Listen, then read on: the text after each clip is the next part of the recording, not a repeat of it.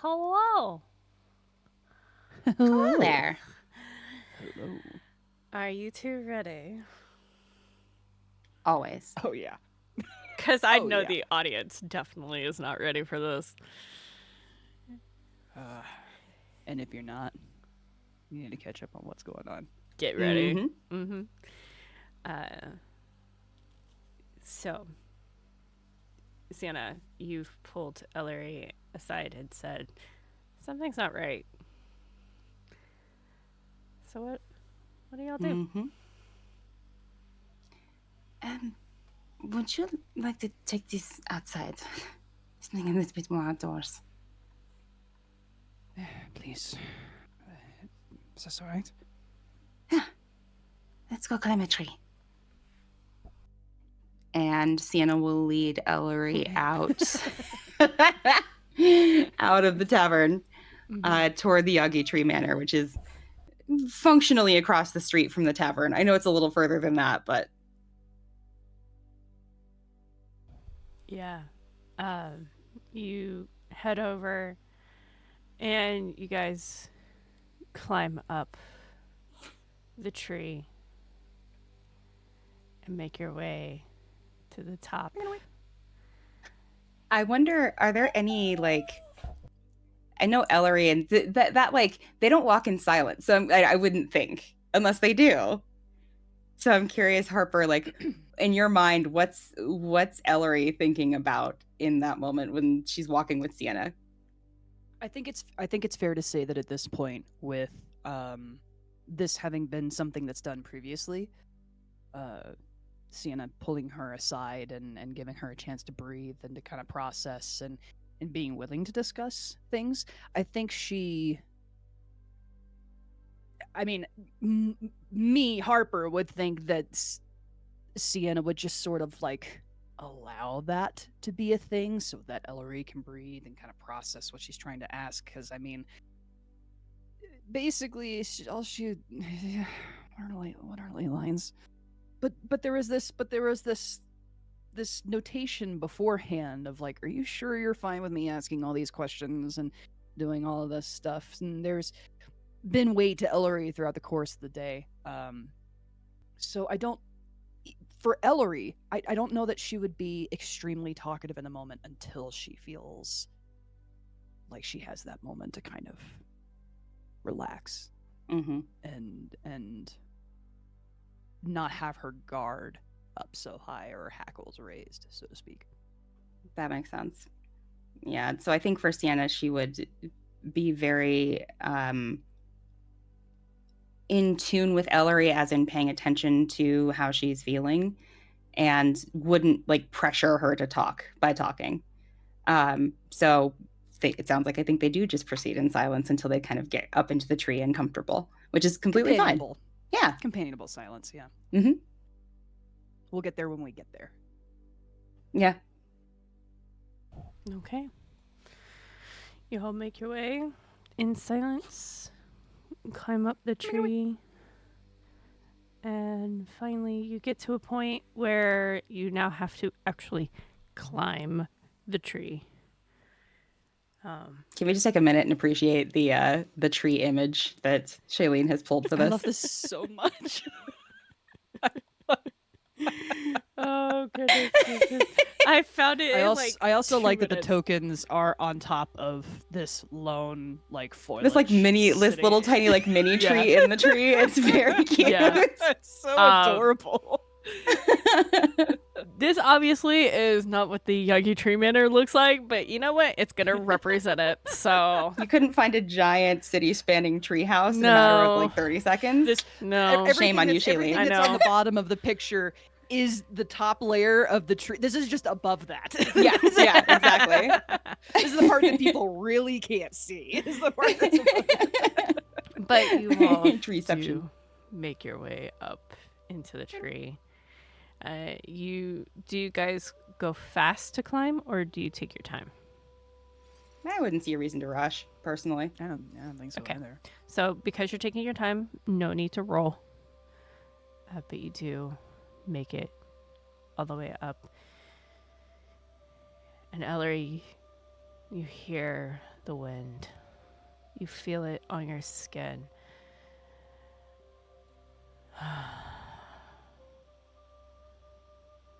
Finally.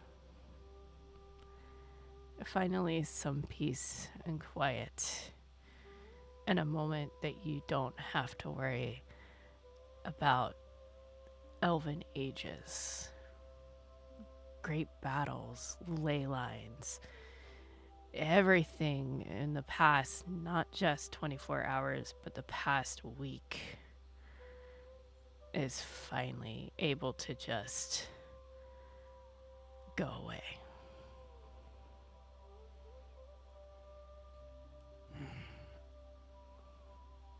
What time of day is it, DM? It's Before about... Before the dinner, I believe. So yeah, this would be about before the dinner. So we're looking early evening. late afternoon. Late afternoon, early evening. You guys went up here to escape. Like you've heard the ley lines before. But this was definitely before just more got piled on top of. Mm-hmm. Well, Elery is going to relax in that familiar comfort of a place that, or a location similar to what she's been in dozens and dozens of times. Finds a sturdy branch, sits with her back to the trunk, and really relaxes. Sienna, you notice this time there's a instead of the whole, you would assume a certain way to sit to like keep your balance or some sort of, I don't know, what nature that you've seen Elery engage in before when it comes to relaxing in these situations. Here it's like it's back is slumped against the tree, a leg dangling off the branch, hand rests in her lap, and the other occasionally hangs by her side, and her fingers are touching the trunk of the tree, kind of almost like a grounding. And she takes a deep breath and feels that wind and closes her eyes and sighs and sits in that for a moment. Yeah, I think Sienna's response in all of this is just trying to apply as little pressure as possible. Being there, being with Elery, being present without creating any subtle or not expectation to talk. So Sienna will follow suit and find a branch that's close, but not in Elery's personal space, sit kind of across from her. And she'll follow suit, close her eyes, take a deep breath in the air, enjoy the wind. And then she'd open her eyes and get a little grin on her face when she sees Elery still just grounding herself against the tree.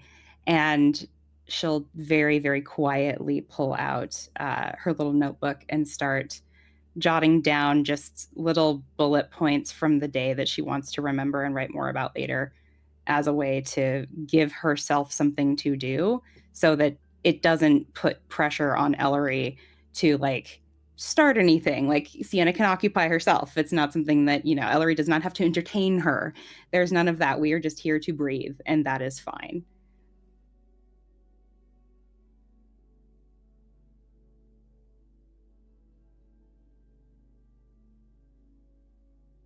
This is the part where we let Shailene lean back with her Mai Tai and Shailene, do you have your Mai Tai? I am laughing that she might be away from the mic right this moment. There was a beautiful, beautiful whimper of a doggo.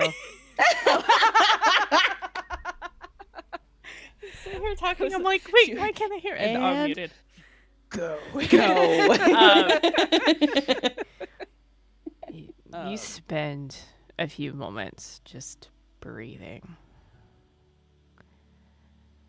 You hear the late evening, afternoon birds as they're starting to head to their nests.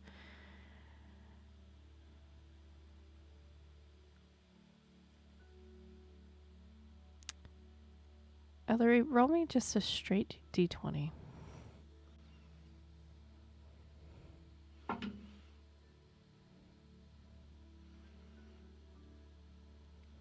6.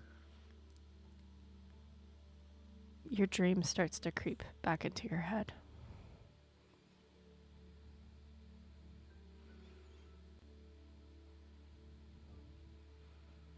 It's like something's not allowing you to forget it.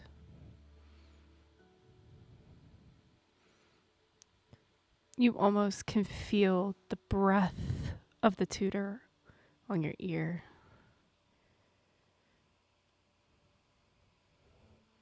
You can feel where your fingers got slapped.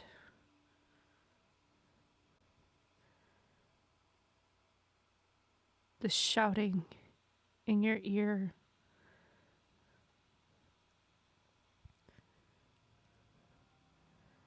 And almost like it jerked you awake. That slap on your face.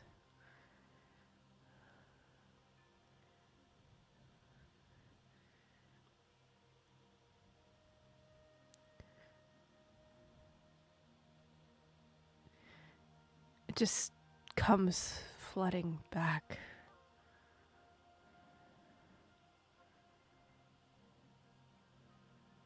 Why is it plaguing you so much?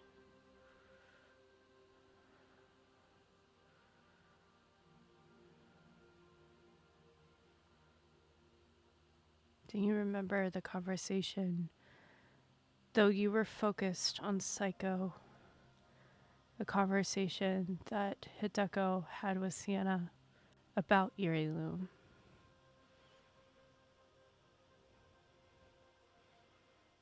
About how they weren't civil to those with learning disabilities. Their high society had high standards and you fell short. Though you know there is one thing going for you. One thing that I would assume at some point you wished the gods did not give you. A pretty face. A face that they could show off.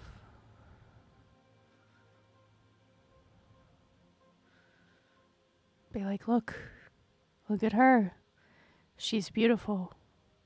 Give us your money. She can go to the highest bidder.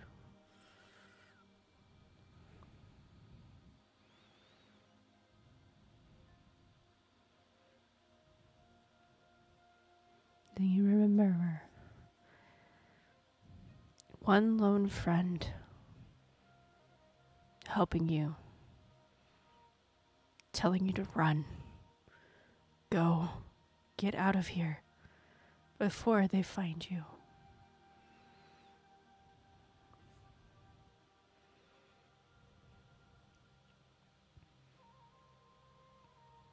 You running and running through the forest,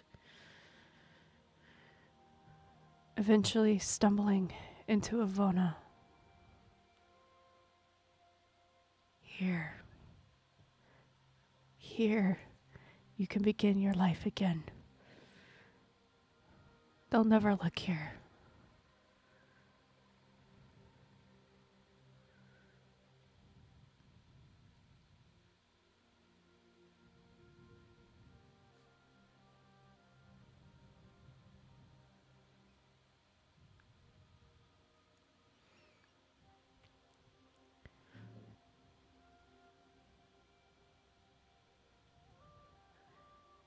But there's that gnawing feeling in the back of your mind, now that eerie loom has been brought up again,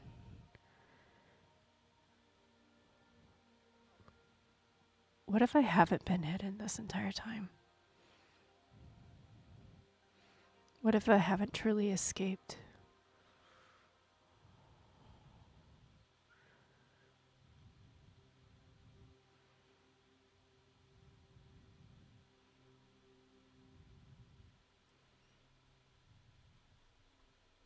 What's Elery's reaction?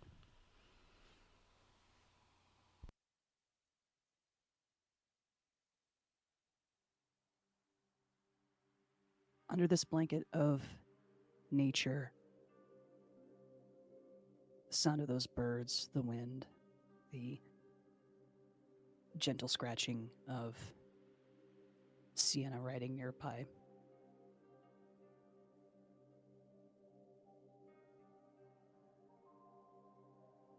It's frustrating when it doesn't work. When being grounded to the thing that has given her purpose, that she's been able to mold herself into, doesn't help her escape the way it usually has.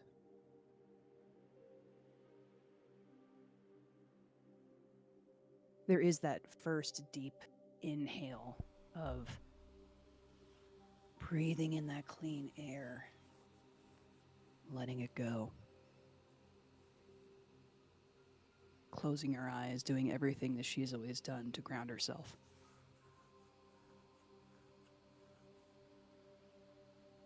She tries it again.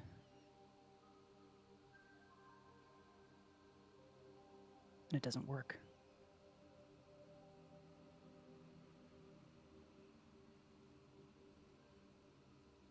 And that anxiety slowly starts to billow in the pit of her stomach. And with every deep breath that she tries to take after to will it away, nature, and the trees, with the sky, with a friend, feeling of the tree under her, steady, the breeze, everything. Every breath makes that anxiety a little bit bigger.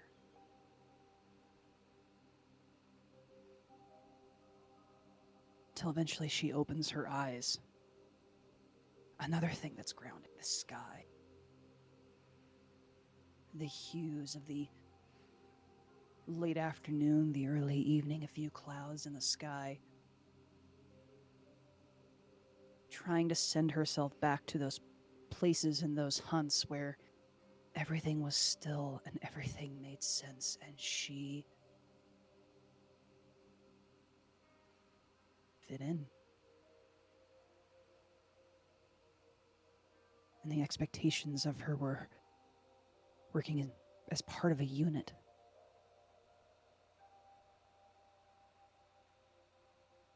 And not being forced to handle more than she could chew. She looks at the sky, and looks at the leaves of the trees around her and the bark of these branches. She reaches for that visual part of her grounding, and it doesn't work.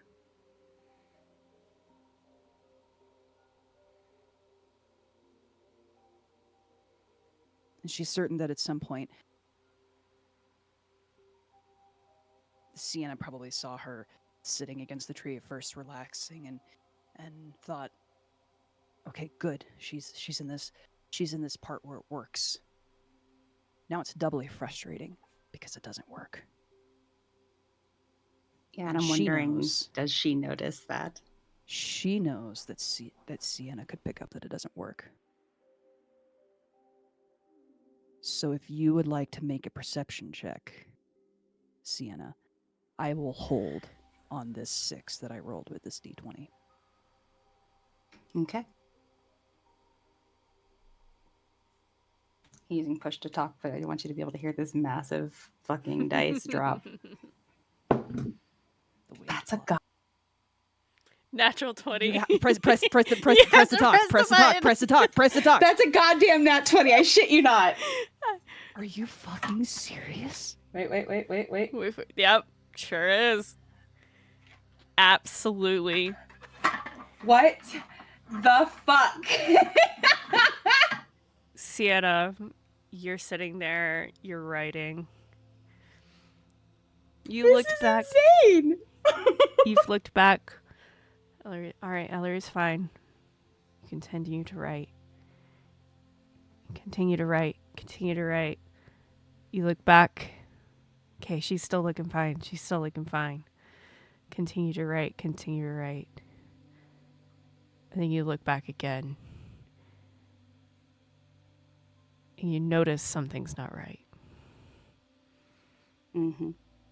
You can't quite place what it is, but you, knowing Elery, even though in the short span of time that you've known her, you can just sense something is off.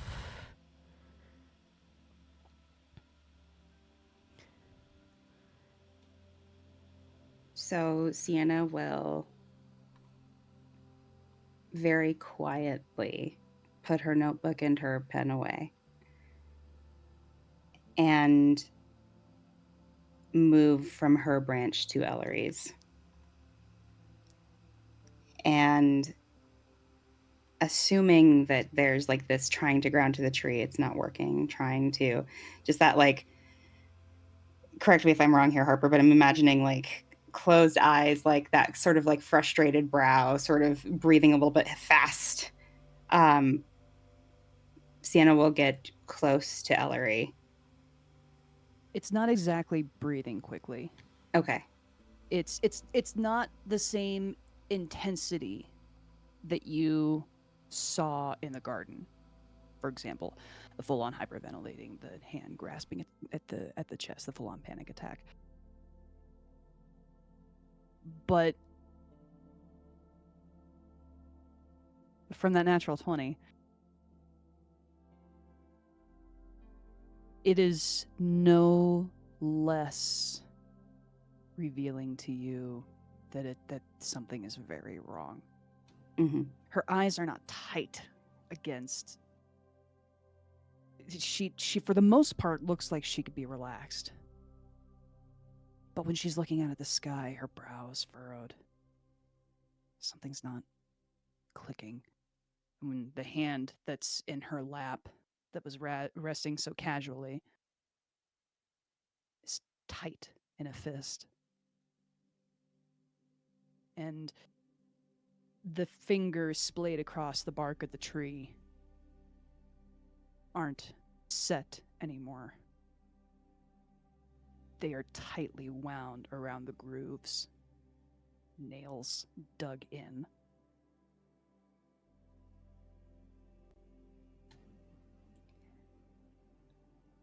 So Sienna tries to move without disturbing or scaring Elery, and I don't know if that's a stealth check, but she will move from her branch to Elery's and kind of sidle up. From sitting on a branch, I'm thinking about how like you kind of have to turn to the side and like usually like one leg's kind of hanging off, right? So there's a little bit of like scooting that happens. A little. Yeah. And Sienna's not light, right? She's small, but she's not light. So there will be some kind of movement to the branch as she gets in there. And she'll just very softly, Elery. And she'll lay her hand when she gets close enough over the fist in your lap, very gently. And kind of look up at you with that concerned eye contact.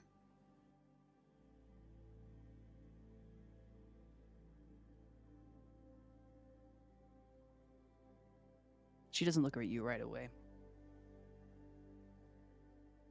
She's not fully there in the moment. You put your hand over her as you say her name. And it's a good 3 to 5 seconds before she even moves. For her eyes, if she blinks, she looks over at you. Hey. Where did you go?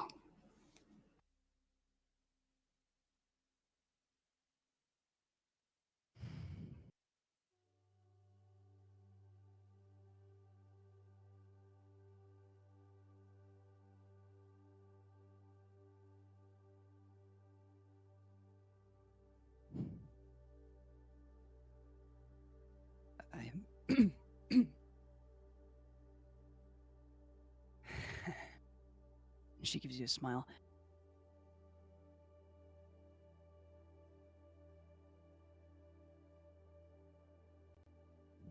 You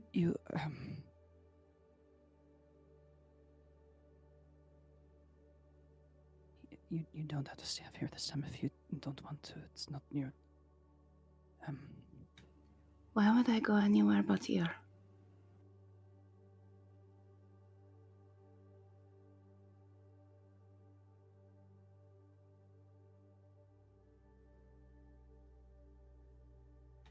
I'm here, Elery, because I want to be here. And wherever your mind is taking you, whatever places I am assuming you are hearing right now, I'm here to be with you while that happens. Either silently or to talk or to just be. But there is nowhere else I want to be right now.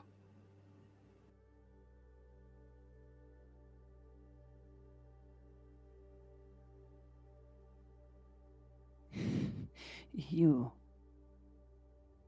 are a champion of...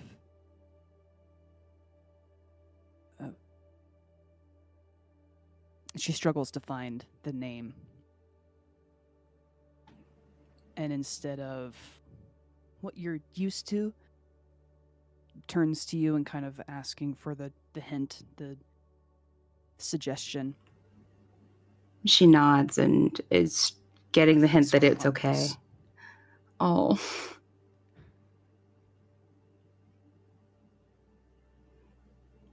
She'll take whatever hand she had on Elery's fist, and she'll move it up to Elery's bicep.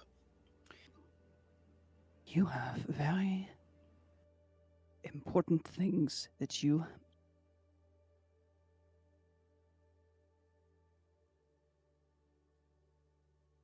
I'm here to help, I'm here to protect, and I do not need...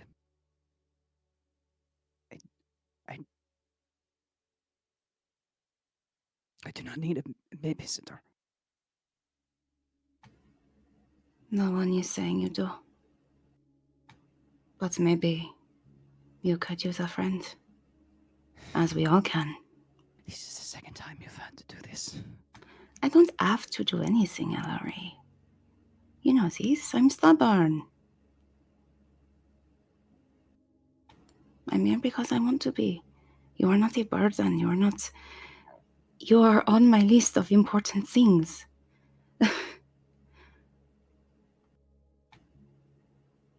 Above all else, we are here for each other. She turns to you now and looks at you directly. Why? Because you matter to me. Why? There's no hesitation. Why wouldn't you? What about this? She puts her hands over. What about this matters to you? It's the fighting, the protection, the person that I can be in a fight. That matters good. Then why am I at tables? Why am...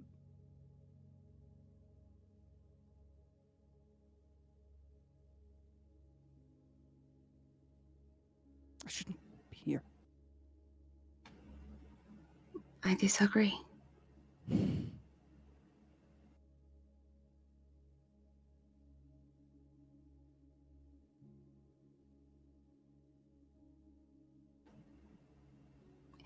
I've said before, your value is not tied just to...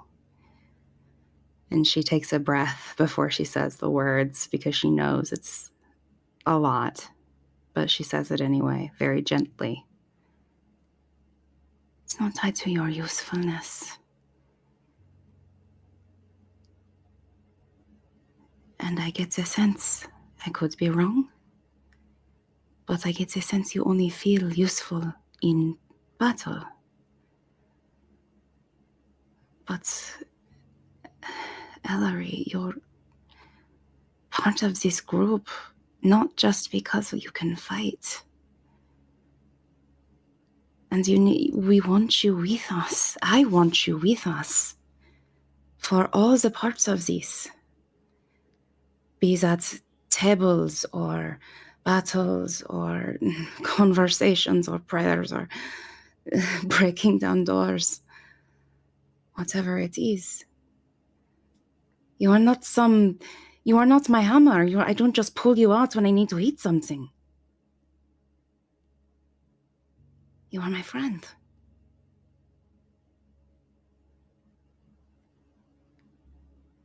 And I want to be there for you because you are my friend.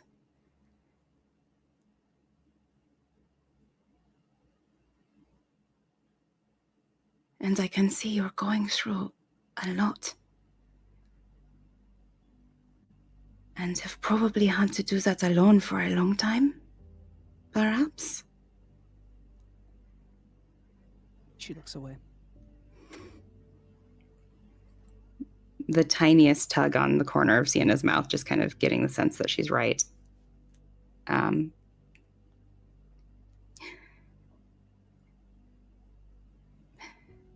You do not have to earn someone being there for you.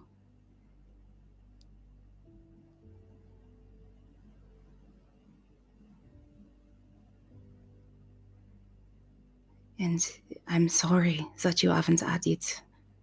But, like it or not, you have it now. And, of course, I would respect your wishes if you told me to go away, but I want to be here if you'll let me.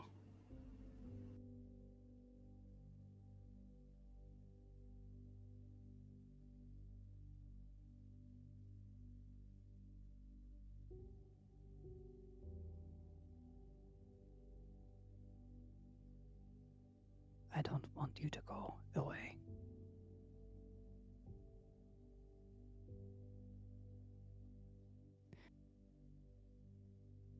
But I don't want you to see me like this either.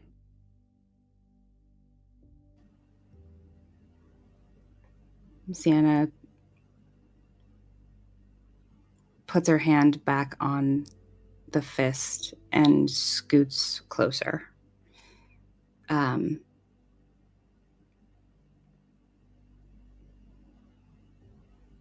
Kind of nods, understanding.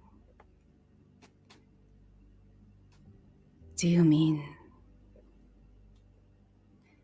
vulnerable? Afraid?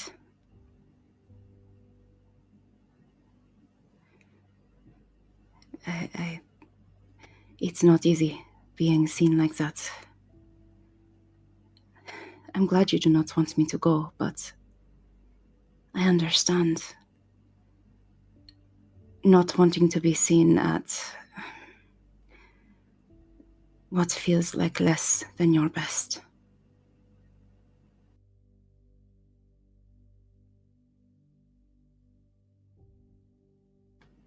Especially if I may be so bold as to say, especially if you are feeling out of place. That makes those feelings so much worse.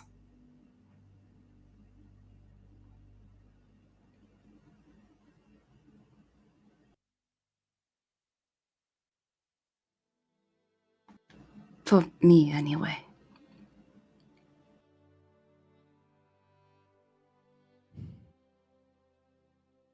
Afraid? Vulnerable?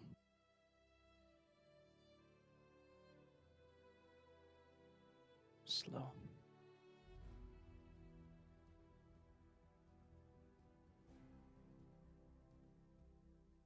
Lost? Stupid. And her eyes start to kind of glass over. Not enough.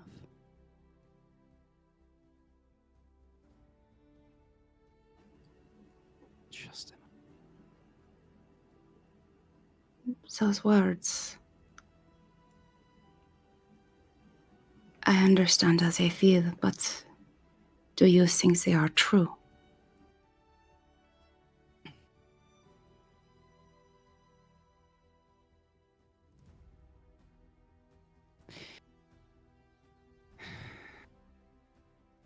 I wouldn't be in this position if they were lies, right?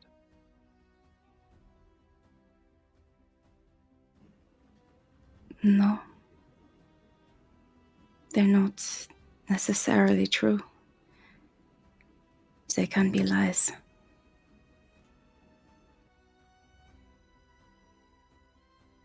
Not intentional, of course, but... Well, let me back up a bit. When you say in this position, what do you mean?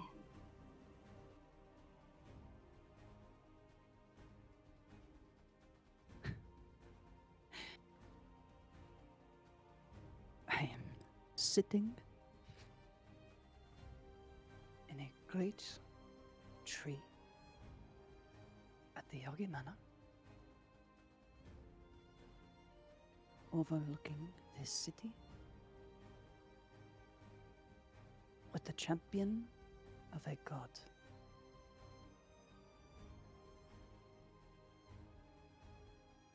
And I do not understand so much of what is happening because I am not dedicated enough. What the hell do you mean you're not dedicated enough? I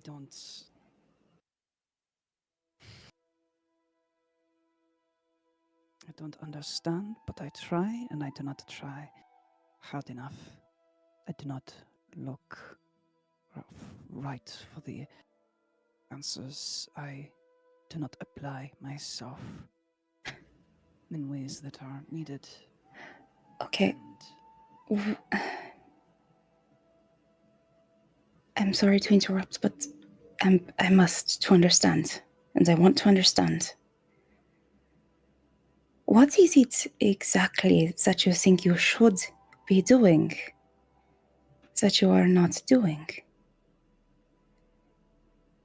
You ask questions, you read every chance you get, even if you're uncomfortable with reading. Every time we go to do anything, you listen, you give it your all. And if you miss something, you bring it up. I don't understand how that is not dedication. I shouldn't have to. You shouldn't have to what? I shouldn't have to bring it up again. I should understand it the first time. No. Who says? She looks away again.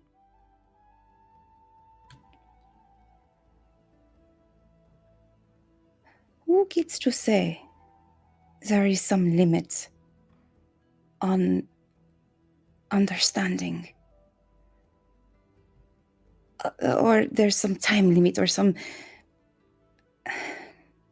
Sienna kind of takes a breath, closes her eyes, stops herself, because she realizes she's getting worked up.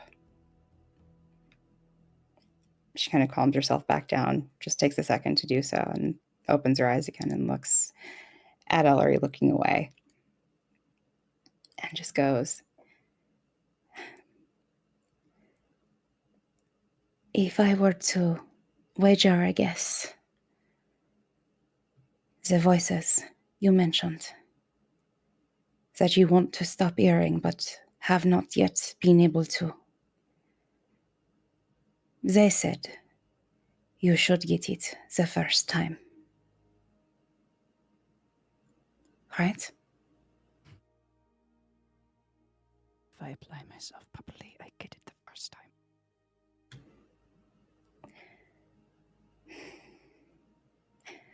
How often do you see somebody get it the first time when you have taught them?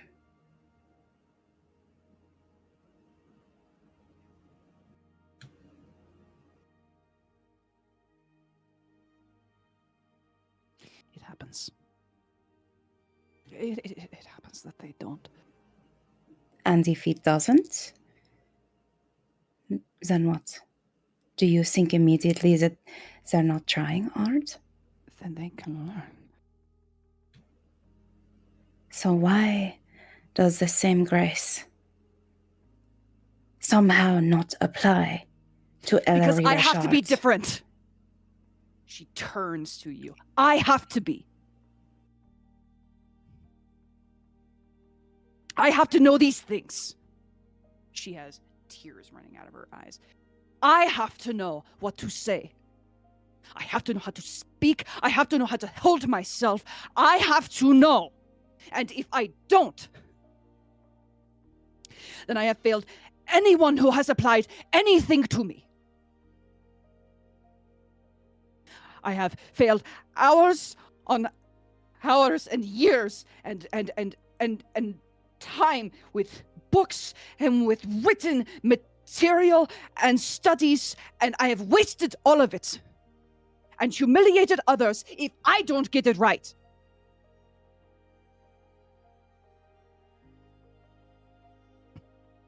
Being good at hunting is not good enough.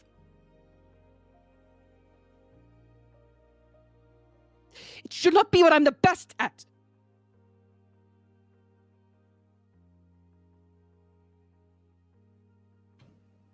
Sienna doesn't say anything for a minute, but she does reach up to try to wipe away a tear.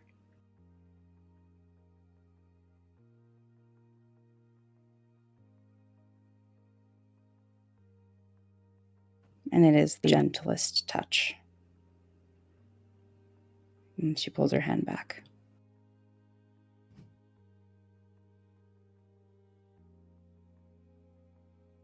I don't get it right.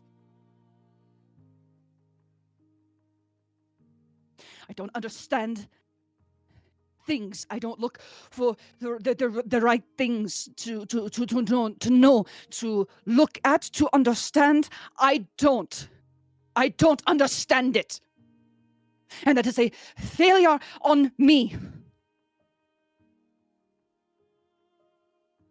And it is a failure on my teachers and my tutors and those who have done what they can to try and make me something that I am not.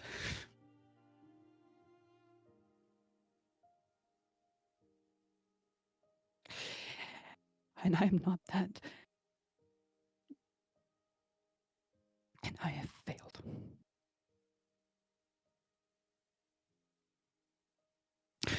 So a champion sits with a slow learner in a tree to talk about ley lines and gods and ethereal planes. What is an ethereal plane? What is any of this? Gods walking here like people. I couldn't, and I never thought about it before. I thought gods were, and she gestures out into the sky. Her arm goes in one direction and then goes in another direction. You realize this. She's pointing at the clouds. They're in the sky. I thought that gods were up there and moved and came as they went. And now this god that I have thought and thanked for my entire life for good game and help for people in a town is now walking here, is now watching me play with a dog, is is watching me be no better than its own beasts that it's created. And I am a part of something bigger than this town and this tree and these people, and I can take no part in it. Because I've failed. Because I failed.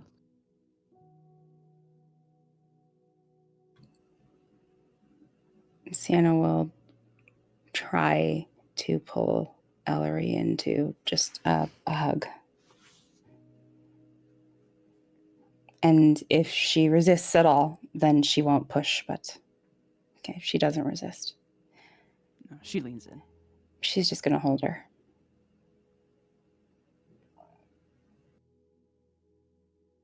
You're better than me. You're all better than me. You all have more use than me. You should be talking. You should be talking to princes and to leaders and to gods. And I would offer to stay in our rooms and taverns, but I can't. Because if you fall, if any of you fall, I've failed.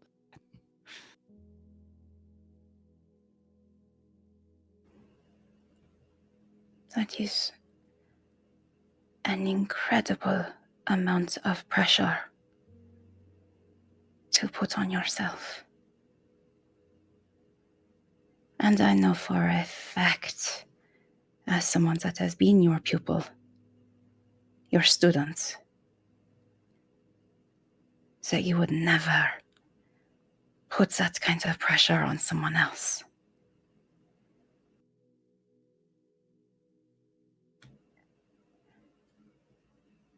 Can I tell you a secret?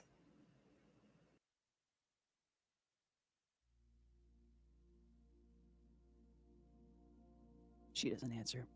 She's still crying, trying not to cry. Mm-hmm. But she doesn't interrupt you. Mm-hmm. She waits and listens. And she just says, what she wants to say, there's a bit of a gamble to it in her mind. But it's honest. So she decides to say it anyway. Elery, whatever these people wanted you to become, that wasn't you. I'm glad they failed. I am glad you failed in becoming something that you're not. Because something beautiful would have been lost.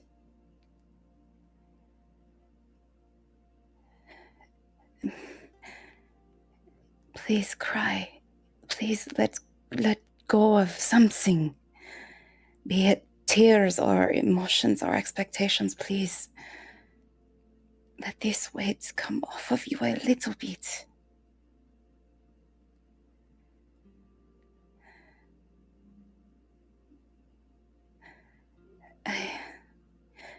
You're saying that we're better than you, but we are not. I feel comfortable saying that. I don't even think Shmala himself would say that. What greater pleasure for a god than to see you enjoying and loving and giving so much warmth to one of his creatures.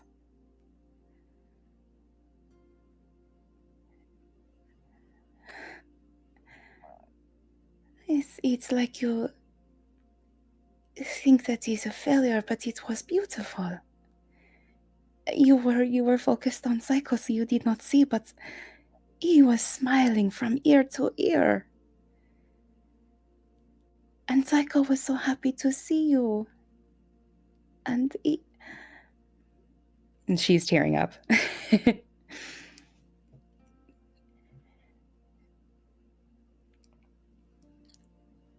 I know.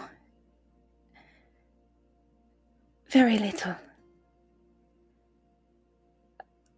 But I do know that whatever the image of success that was painted in your head, that was set before you as the only standard for what succeeding looks like. I do not know much, but I know for a fact that that is not the only way for you to not fail. Because I don't think you have failed. If anything, I think you have succeeded. In what, be it accidental or not, you succeeded in not losing yourself, despite immense pressure from everyone else and yourself to do so.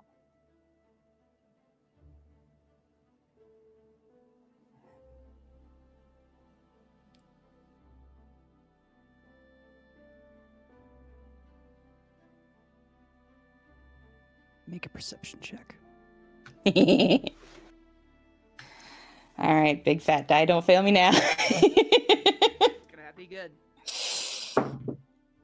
Okay, that's an 8 on the dice, plus 5 for a 13. Yeah. And if I sense that I need to... Hold on, let me see if I have it for the day. Hold on. So close. I will do it. When you or another creature you can see within 30 feet of you makes an ability check or a saving throw, you can use your reaction to add +3 to the roll. This is very important to Sienna. I'm adding 3 to it. I'm using one of my 3 flashes of genius for the day to make that a 16. Meets it. Let's fucking go.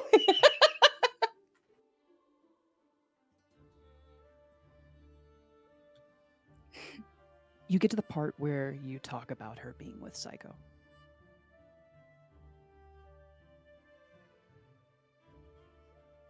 And your conviction is there, your words are still there. But you are physically close to Elery enough at this point that you don't miss that bringing that up again makes her distant again. And you just barely hear her mutter under her breath.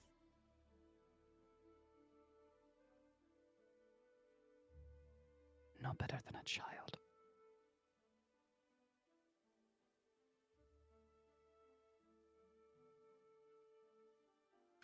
She hears that.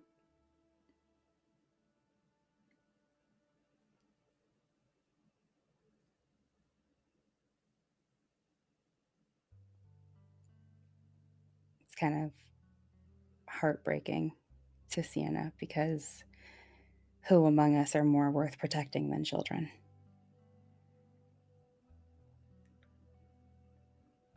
And that purity that so many lose as they age, and Elery has not.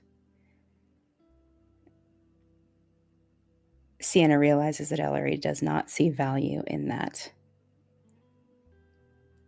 And it breaks her heart a little bit. She just holds her a little tighter. She doesn't say anything specifically to it because she doesn't know what to say.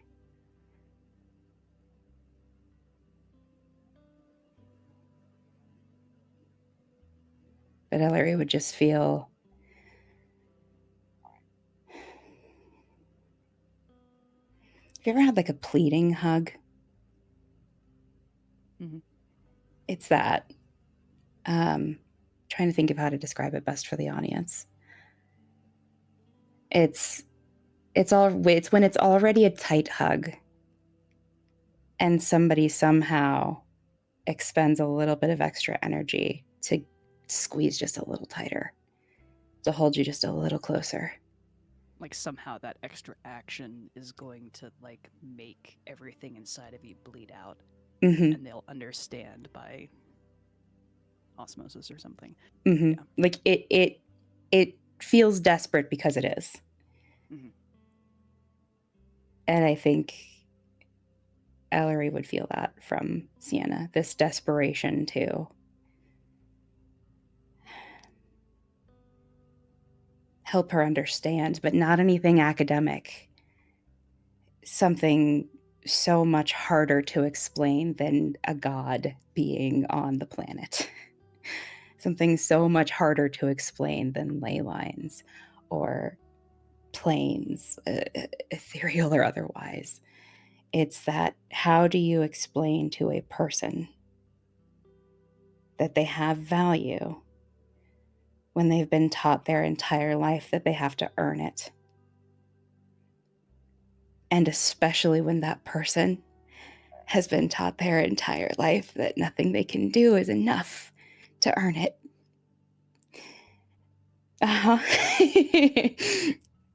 Nebulous chat. Harper and I are looking at each other through a camera right now, going, yep.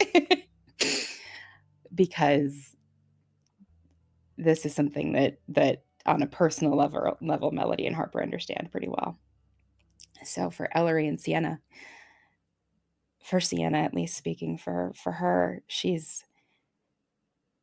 sees this person on another side of this river of self-loathing and hatred and frustration and just constant beating yourself up, and she wants to be able to reach her and really isn't sure if she can, because how do you convince someone that just by being who they are, that they have value? And it may not be whatever value someone told them that they needed to have,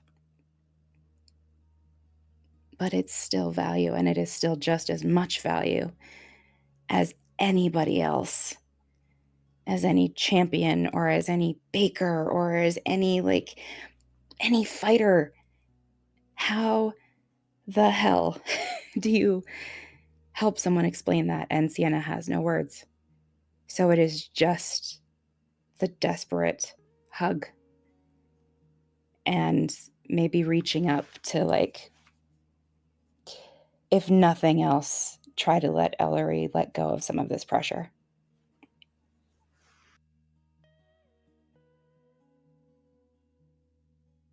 We're both strong individuals. This hug is not suffocating in any way.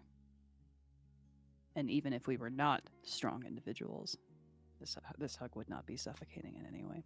Mm-hmm. Elery leans into it for a long moment.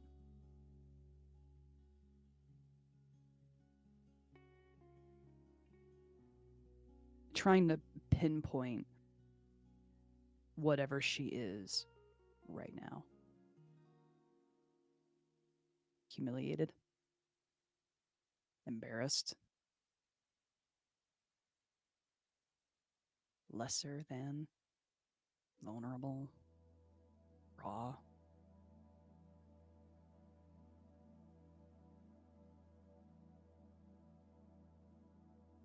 And shy and awkward, and realizing they came up into this tree to talk about whatever ley lines are, and this is where they are instead. And for a brief moment, there's an added layer of embarrassment.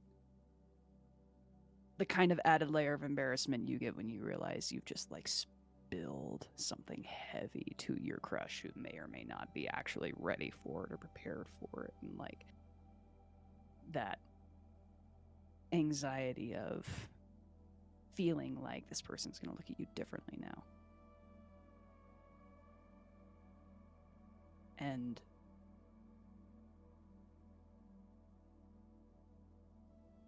why wouldn't Sienna look at her any differently now?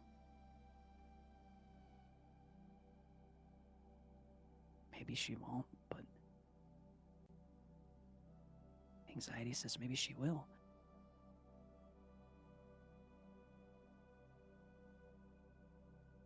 And then that passing thought.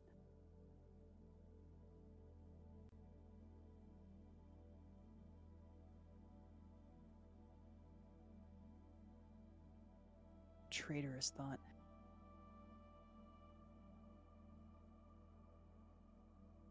She should just stick with where I go.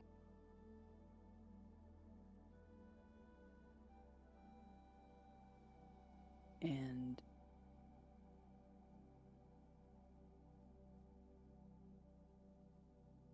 after a moment, then pulls away, hands over her face. The tear. Oh my God, she's been crying so much. She can finally like feel it now on her clothes, and she's wiping away at her eyes and then her face, and kind of awkwardly laughs. And this is not what this was supposed to. Sienna just slight sweet chuckle and offers Elery a handkerchief of sorts that she would keep around, probably for like, cleaning hammers and shit, but it's clean. Yeah, like Elery even notices right now. Yeah. Yeah. There might be some oil stains on it, but it's fine. It's fine. Sienna definitely hesitated to let Elery go. She didn't have to fight her, but there was definitely it wasn't an instant release kind of thing. And she is just looking at Elery so intensely. And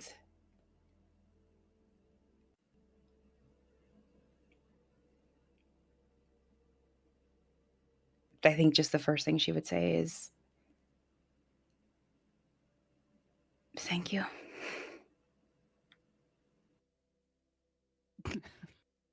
For what? For trusting me.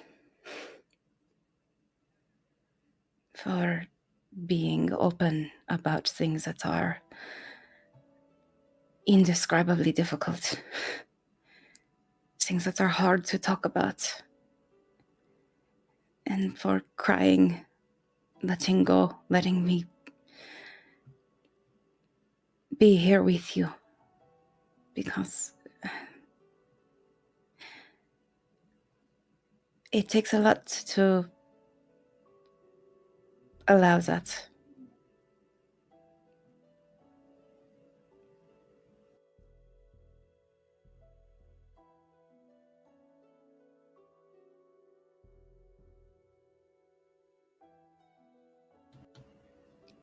Can I ask you something? Sure. Are you sure? It is okay if we need to not talk for the moment.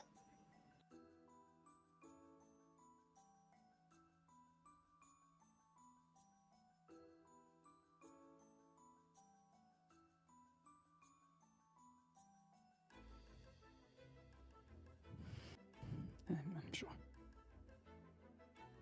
She nods.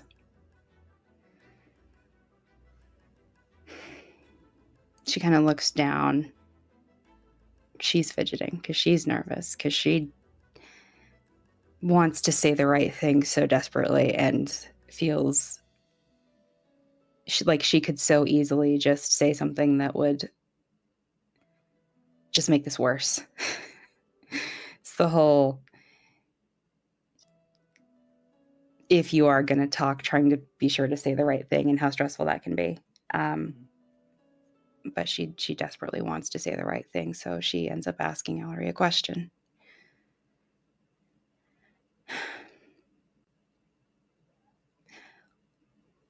Why do we protect children?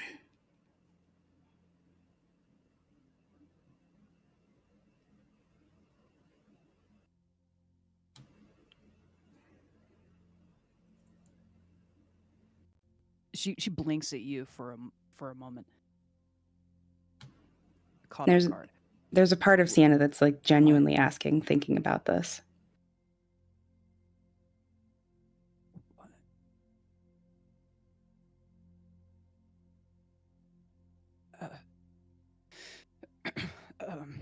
And Elery takes a second, kind of gathers herself. Question Mhm. felt way out of left field for her. And in a very like black and white kind of sense. Takes another breath, looks up at the sky, the wind in her face. She can feel how swollen her eyes are, and then question: why do we protect children?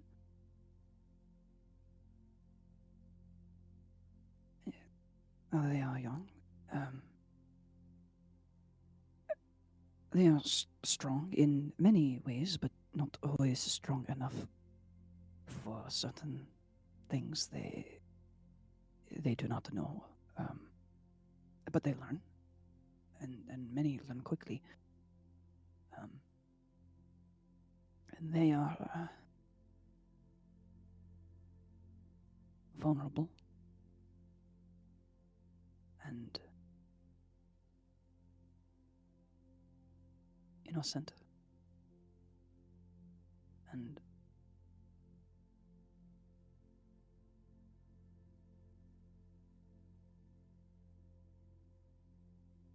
there is a lot of hope that they carry. Not that they know that they are a child, obviously, but there's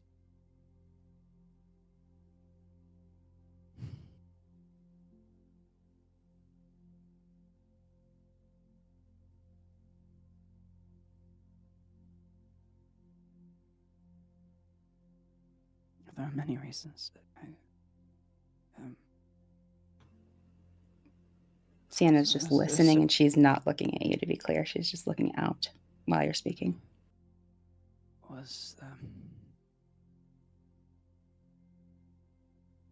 Are you looking for a certain answer? Sienna shakes her head no. No.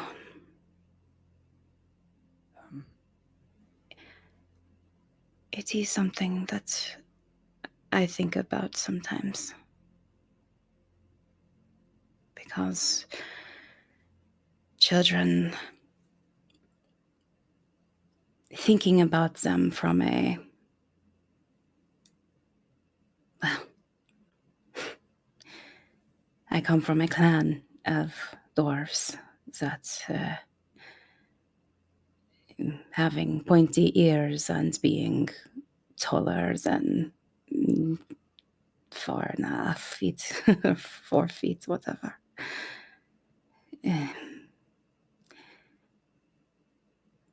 Children were never in the cards for me.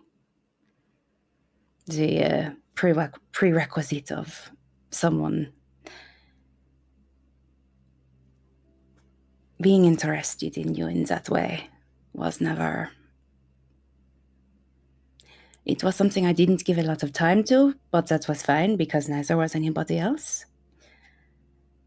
And it always made me think of children more practically. And I always felt a little bad.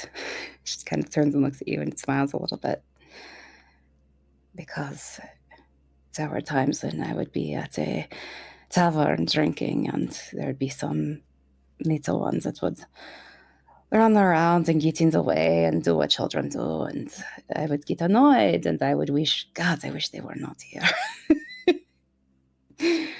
I wish.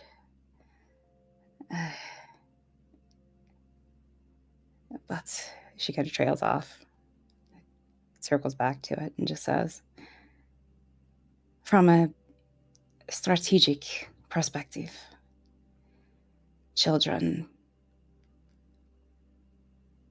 do not have much to offer and are still somehow prioritized. And that's always been fascinating to me. Not because I think it's wrong, but more because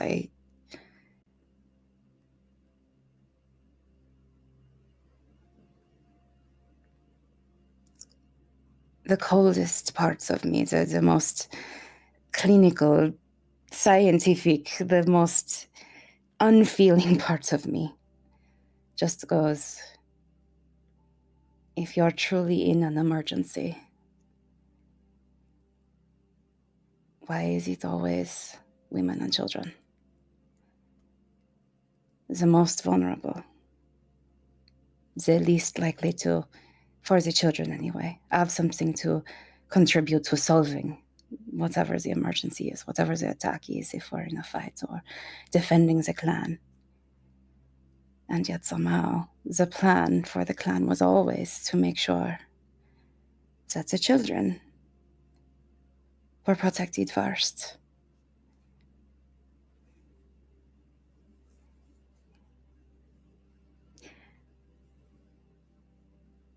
Over time, I began to realize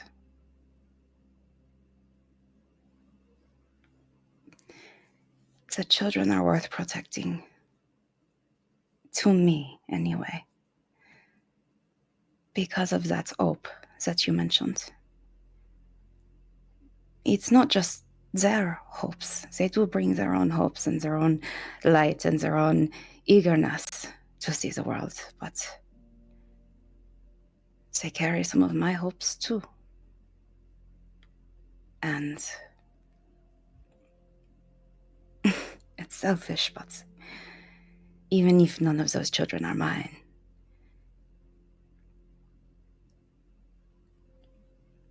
they still are precious. And it is not because of anything that they do or bring to the table, or it is certainly not because they are useful.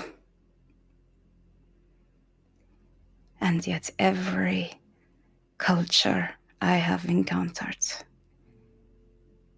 will always protect the children first.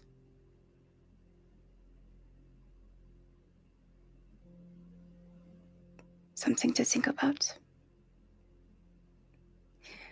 Because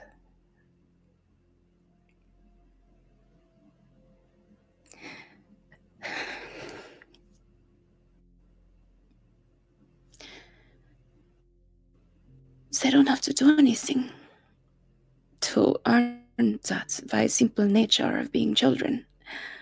They deserve that.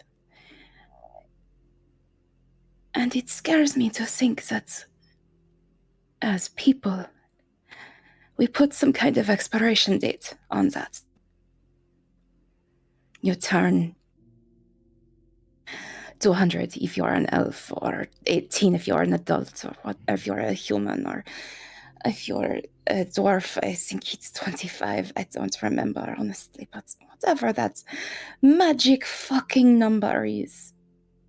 She gives you this look that's kind of like, please don't talk about numbers. Yeah, she stops. She just kind of laughs and wipes away a tear. And she just says, that magic number that makes a person go from a child to an adult has always felt random, kind of arbitrary, really. Kind of. Do we suddenly not care about someone just because they've become an adult? And if so, why? What changes? What expectation do we put on a person that we do not put on a child? And is that fair?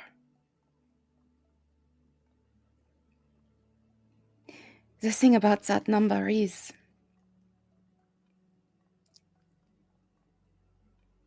it isn't the same number for everyone in that group, whatever that is. It is 18 for humans across the board. But every human that I have met, every dwarf that I have met, every elf that I have met, we come to things in our own time. We develop, our bodies develop at different paces, our minds develop at different paces, the things we learn at different paces, sometimes because the information simply isn't available to us. Sometimes it is, and it just doesn't want to stick for whatever reason. You know what I could never figure out? That my mother tried to teach me 1,000,000 times, and I still don't fucking know. Why these fucking little forks exist that they put on tables next to the olives and shit. Like, you can stab an olive with a regular ass fork. You don't need a special fork for that. My mom has told me 1,000,000 times, and I just can't fucking remember.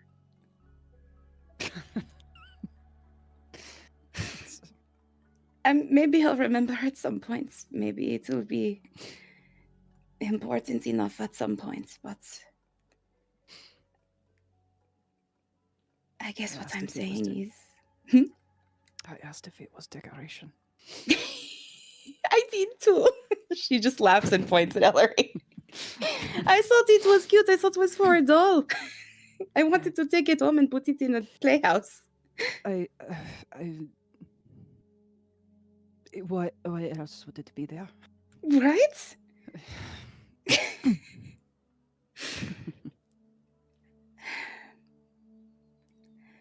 I guess my point is whenever you're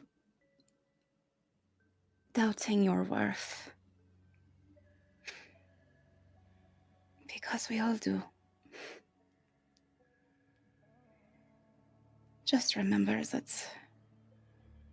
you are worth protecting, and you were worth protecting as a child, and no one would have questioned it.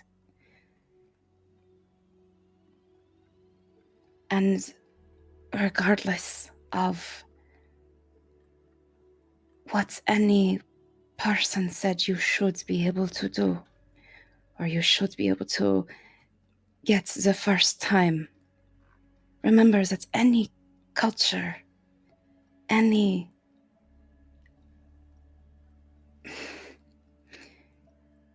you would always have been worth protecting. And that if that is true,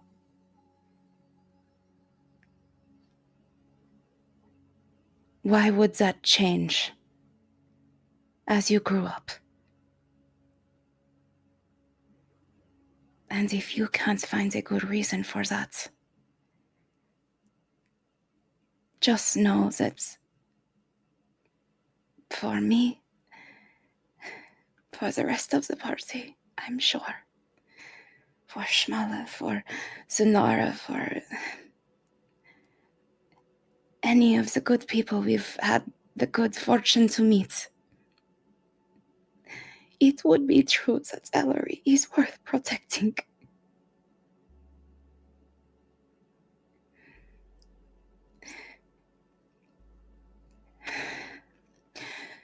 From monsters,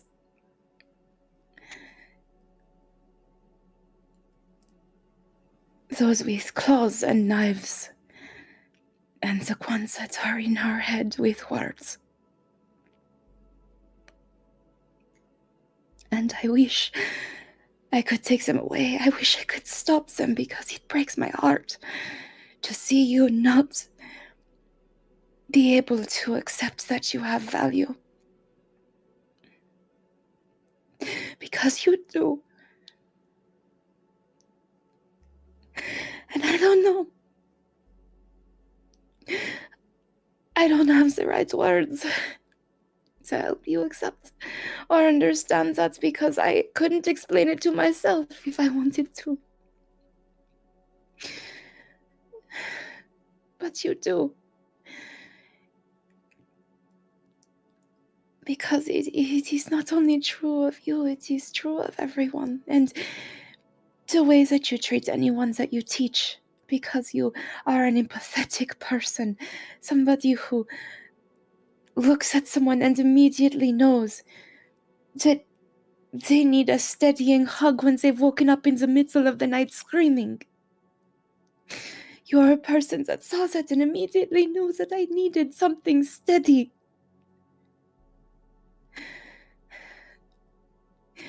Serephina did not know what to do. Ignacio would not have known what to do. But you did.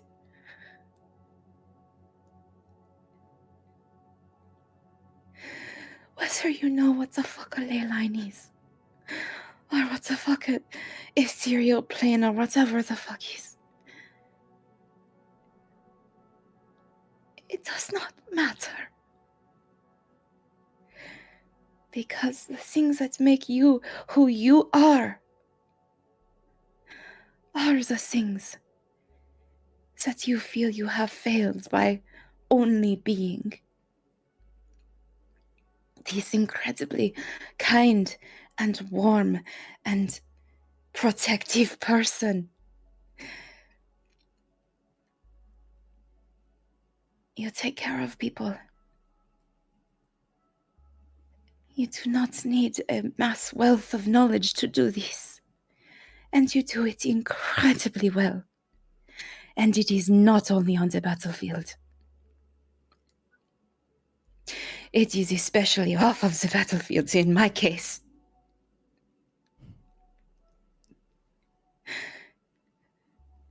So, just know, Elery Richshard, you fucking matter.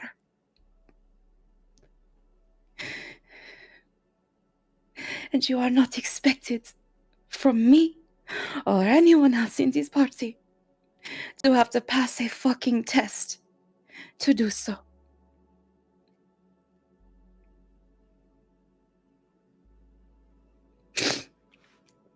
And she'll sniff and wipe away her own tears and kind of look away and try to get herself together.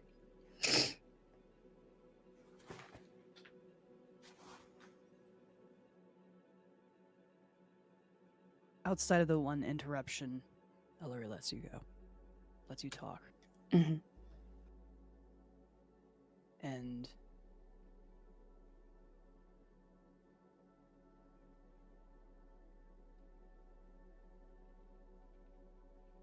she is present. You can tell she's listening. She's absorbing. There's also the tell of just somebody who has felt a lot, released a lot, and is refilling a lot. So you take a long moment. You begin to pull back, wiping your tears. And as you pull away, she reaches over with a little grin. And the backs of her fingers go across your cheek as she brushes out a tear. She does that sniffly laugh like that. Thank you. And she says, you know, I do like learning things. Very much. I don't. I don't think I read as well as many of you do as quickly, but there is a very big world with very big towns and very big skies and forests and creatures and all kinds of things.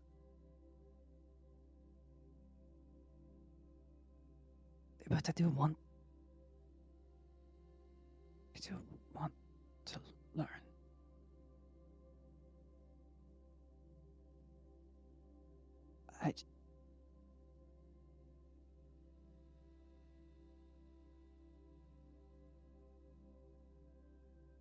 I'm afraid of what happens when I do something wrong.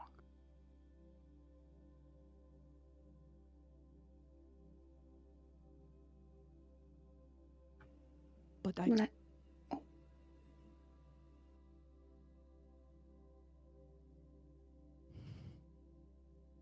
that hand has not moved.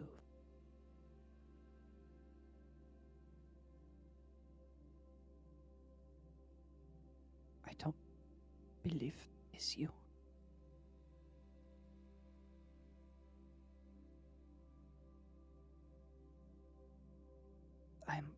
I'm frustrated that it still feels like it is there.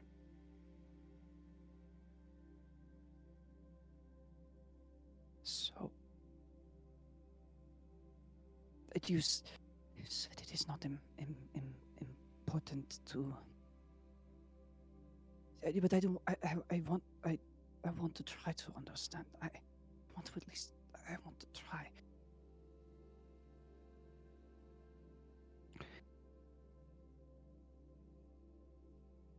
But if I do, if I am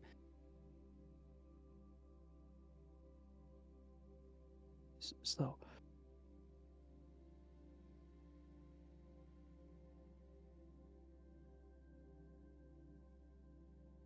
and she pauses a second and thinks back to the times that you've caught her up on things, told her about things, gently corrected words that she tried to say, or encouraged her with the correct word. And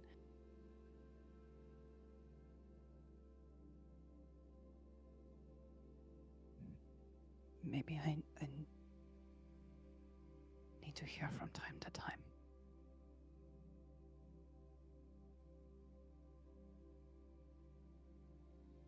That you teach because you want to help, and because I want to learn, and not because it is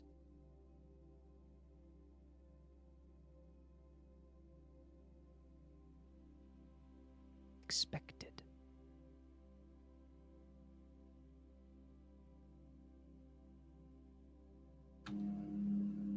Sienna watches and listens and kind of consciously or not leans her face into the hand that has remained there just a little bit.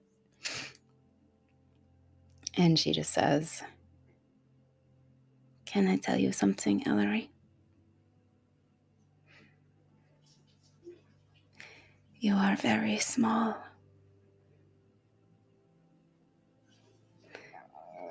And anybody who has half as much intelligence as you do knows that they are very small. Because the more you learn, the more you realize how much you don't know. And nothing makes me happier than watching you learn. I am glad when you don't know things because it is fun for me to talk to you about them. And to see your excitement when you grab a hold of something. Remember how excited you were when I finally got the fishing net right? I feel that's when you let me explain things to you. It is people who think they know everything that I do not enjoy. People who want to learn are my favorite.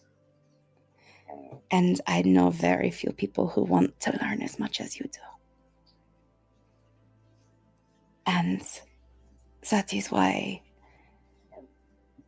I hope someday those voices get quieter that tell you that you're not knowing things is you failing. Not knowing things is you failing because everybody doesn't know things. Maybe they know a lot of things, sure, fine. But it all varies. And anybody who tries to tell you otherwise is lying. I am so happy that you still want to learn, and I think it's a fucking miracle you still want to learn, honestly. From what I imagine learning must have been like. So I say again, thank you for being small with me and learning.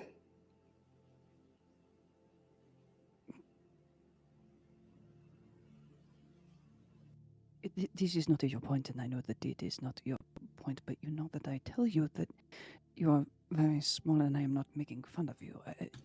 Oh, I know. It makes me very happy. And she will reach up and like grab your wrist for where your hand is and give it a reassuring squeeze. I know. I've known from the beginning. It always makes me smile. I mean, but you are very small. I am. It's true.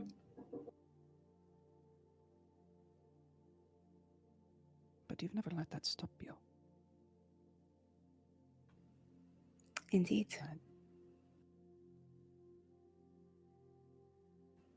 And neither have you. Because you're here. And despite feeling so vulnerable and overwhelmed, you are still here. So you're not letting being small stop you either. I'm proud of you. I tell you a secret. Of course. I feel very small all the time.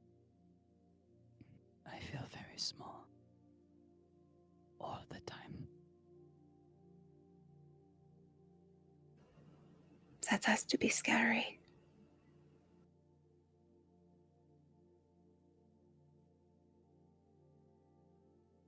But when you are kind, I don't feel very small. Huge smile. Leans in like further to the hand. Like at this point, she's basically pressing your hand into her shoulder kind of thing. She's in full like giggle fest mode at this point.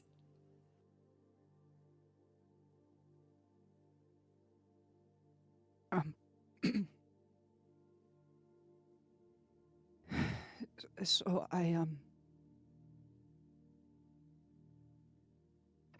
guess well, this is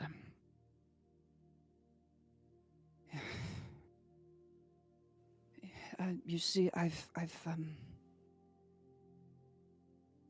do want to ask about ley lines, and I do want to ask about She just jumps into you and hugs you. Fully trusting, by the way. She's let go of the tree. She fully trusts that you're not going to let her fall. like practically like safety pulls. so like full on like the lap, like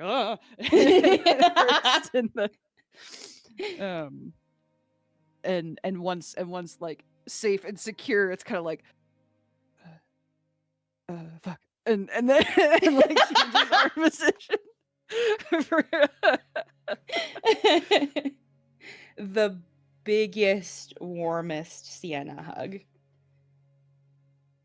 of just grateful to see Elery smile a little bit. That's all it took.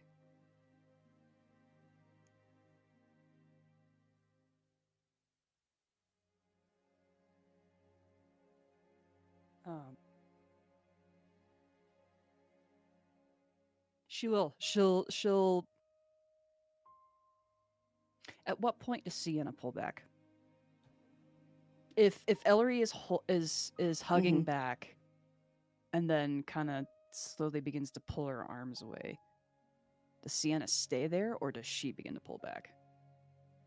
I don't think she pulls back per se so much as she just kind of lets herself be set down.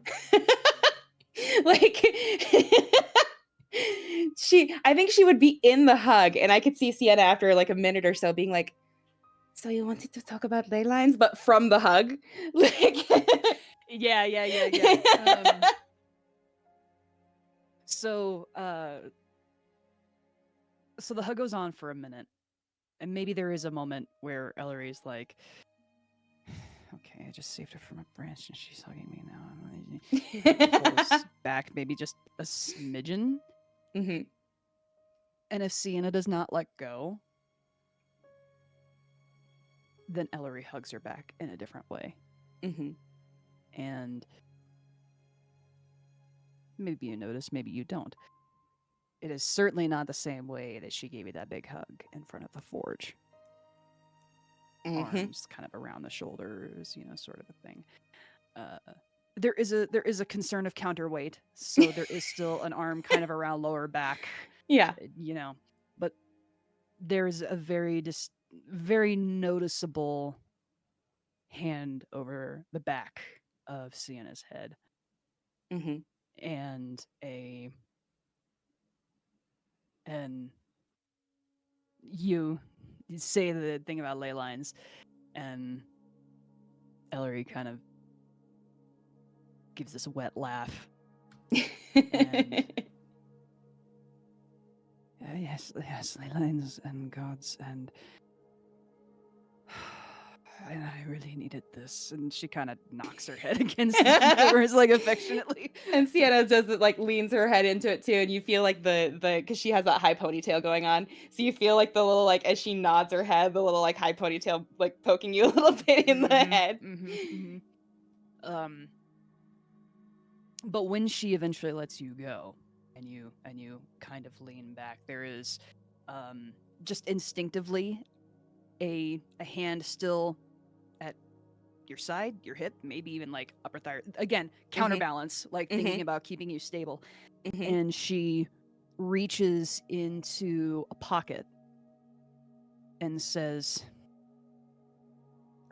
ley lines, gods, I don't know if any of this matters, but maybe you could look at what I've written, at what I've tried to make notes of, and tell me what is wrong. Sure. I have written down what I have read from books, but I don't know that it makes sense to me, and if it does not make sense to me, I do not know if it means that I do not understand or if I did not do it right. That's fair. And with one hand, she like nudges a thumb open and flips like open this page with her handwriting on it, and holds it over for you to look at. DM, are you present?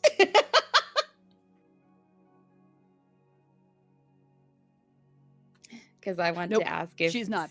She's not. That's okay. I want to ask if she were. I'm trying to remember. Something ties back with handwriting to the turtle incident, maybe. And my brain is short circuiting on what it was. Okay, so help me. So in the library, when Elery turned into a turtle, it was a commotion. Shell hits the ground. She was holding books that she had studied with, and notes that she had written on papers. And you came by and you saw these notes and these papers, but also there was a turtle in the library. And I'd never seen the notes before, or I'd never seen Ellery's handwriting before, so I had no reason to tie it. Yep. Correct. So I'm gonna roll this big fat die. I swear to God. You better get a good roll. I swear to God. I'm gonna be so mad if you don't. I know, me too. I am going to retroactively demand that our DM cancels out this roll if it's a bad roll. Same. All right, we're gonna roll a history check. Here we go. I've got it in my hands, and we're gonna toss it. I was gonna be so pissed if that went to a nat one. That's a 10, but I kind of love that, and here's why. It's a 7 plus 3. It's a 10. Mhm. I kind of love it because I think she's gonna see it and go, no way. And Oh, you cut out. You're gonna see it and go, Shit! no way. And see it and go, no way. And kind of she does make the connection, but she's like, no chance. And like she almost like denials herself out of it. Like and I think it will, if I were DMing in this situation, it would be like, all right, as I'm exposed to the notes and as we're talking through these things, it would be sort of a like, no way. And by the end of the night, I do think Sienna makes the connection. well, it's been a little while It's been a since little you saw while. the handwriting. Yeah. And you didn't have any reason to believe differently, but there were Mhm. very specific things on this page from this book that like you would have looked over and recognized it because it was Yeah. like, oh, these are somebody's notes about like whatever, and probably what caught your eye the most is that like yes, it's scrawled out like chunks taken from the books and like notes underneath it if somebody trying to make sense of it. But what catches your attention this time through is that yes, it is a hyper simplified version of those notes. Mhm. But the top of the page where you first read everything is kind of scratched out. And in the middle of that scratched out, you would see gods and gods' names and like detail. And then like you would see words like Shmala and let me whip up my notes here real quick.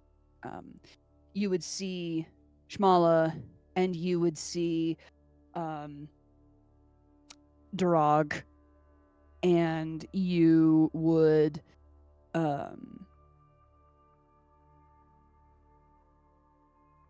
have like the word fallen with a question mark. Mhm. And you could see those things, and they're all kind of not like totally scratched out, but it is scratched out, and underneath it is like a tree of God's name, association, connection, but you would definitely recognize that top of the page has okay. Sorry, I was trying to think in Elery No, for a you're second good. of how You're good. of how she would write this initial page down. What is scratched out of this is detail about Shmala and Darag.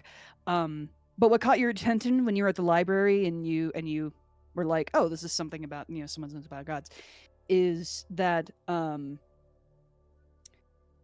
top of the page said, these are the ones I know, or the ones I know, and like a parenthesis, good guys, question mark. And then Shmala and Drog. Perfect. And then that's all scratched out. And underneath it is like Shmala, god of this. Durag, all spelled wrong. God of this. Perfect. And like trying to tree branch it into like a very hyper simplified version of what was on the top of the page. Incredible. As though what she was writing started to not make sense, and then sometime later, like the paper's all crinkled, and you get the impression, I'll just go ahead and do this to you. You get the impression that at some point she had crumpled it up like she was going to throw it away, Mhm. and instead she opened it back up again and tried to make sense of what she wrote and to hyper simplify what she had written. I love that. But I'd like to roll the an ones insight I check. know catches your eye at the top of the page. I'd like to Roll an roll an insight. insight check. My insight check is hi DM. Hi. I think Sipping that Mai Tai. Having I a love great it. time. So what I want to roll an insight for is whether or not Sienna makes the connection not just to the turtle thing, because I that's going to come eventually. Like whether that happens tonight or not, that's fine. I do think that what I want Sienna as a player perspective to make the connection on is that Elery is a visual learner, not a written learner. She's not somebody that can read stuff and absorb it. But she is somebody that can draw it and absorb it. Go ahead and roll it. Okay. Interesting. Yeah. Okay. That's an 11 on the dice plus 5 for 16 insight. All right, Harper. Yes. What kind of learner is Elery? She nailed it. Elery is a visual learner. Hunting comes naturally when you have to be shown Uh-huh. how to do the things that you're doing. Yep. And a kinesthetic learner, like on top of that, usually those two go hand in hand, Oh, like yeah. being able to learn as you're doing something. Mm-hmm. Uh-huh. So it's not that she's slow, it's that nobody's taught her the way she learns. And it's like you just see a huge smile come across Sienna's face as she makes There are this missing connection. pieces there. Yeah. Yeah. Mhm.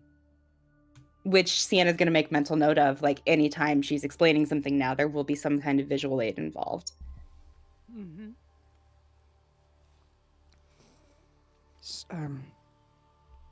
So, I mean, all of it works. Is it? I think I didn't get very far. That's okay. You have like smaller god of the beasts and the harvest, correct? 100%. She would go over everything that you have correct first, and then with like, correct me if I'm wrong. This is from conversations offline, but I believe we weren't sure. Elery wasn't sure if Sunara was fallen or not. So how would that show up in these notes? I don't know that it would be there, because remembering That's fair. Sunara's name was a frustrating detail for her. Got it.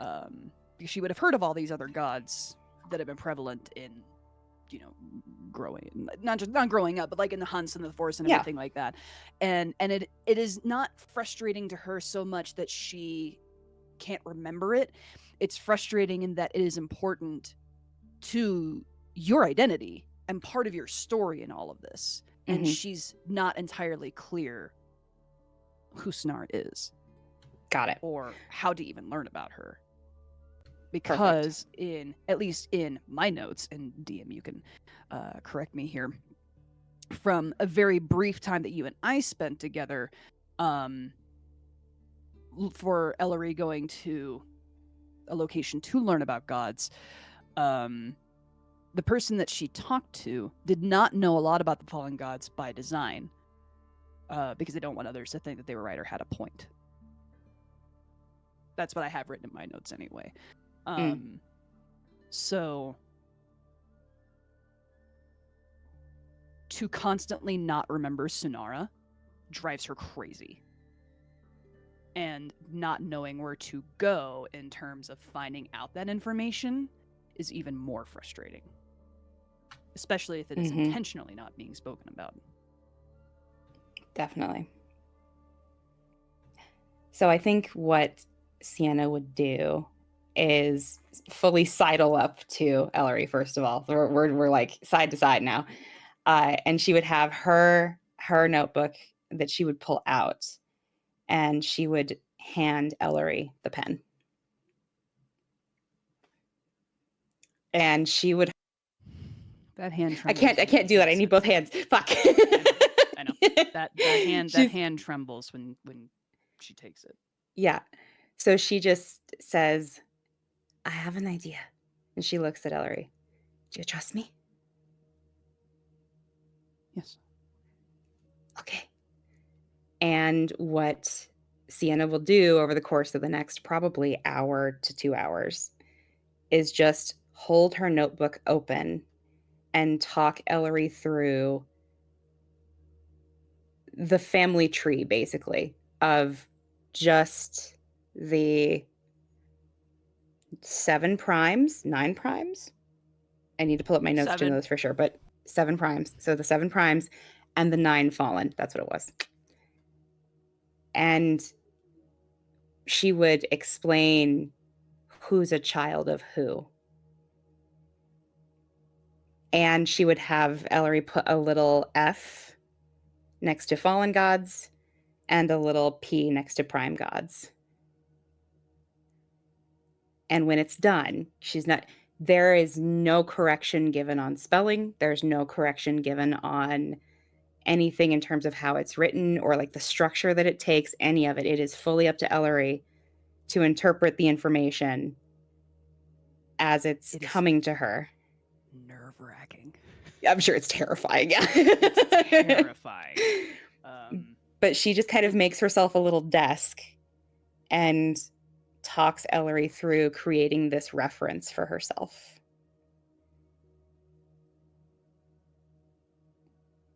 And when it's done, she would tear it out of her notebook, fold it up. I need both hands. Fuck. The talk to speak is a bitch. It's a son of a bitch. She would fold the paper up. Okay. This is fully this is going to be a 90s kid reference, but that's fine because I think all three of us will get it. Do you remember that thing you did, at least that I did, with notebook paper where you would like fold it and then it would get that little like tab that you could pull at the end of it, like when you yeah? She would fold it up like that. Okay. And give it to Elery. And what's Elery wearing? What's she wearing right now? I mean, what she always wears. It's the cloak over. Well, I mean, you've seen it. I mean, it's not like you've ever seen Elery in anything else. So Yeah. it is. You are to deduce that she is wearing those light traveling hunter's clothes. She has that cloak that you always see her have on over the top of it. Is it reasonable to think that Sienna could pretty easily find a pocket?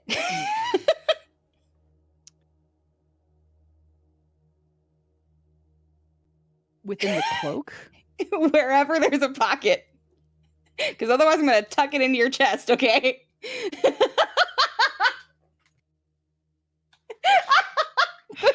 I mean, there's always that option anyway. Baby. Can I There's roll an always that investigation option. check? Roll an investigation, but there's still always. No, it's too late. Law's already running with the arm. It's too late. It's too late. It's literally happening as we're recording and Law is not here. Liz is already drawing this. Yeah. Okay. You can What say is that? That is a 7 plus 6, so a 13 13 investigation check for a fucking pocket. You only find the cleavage. Well, that's where it goes.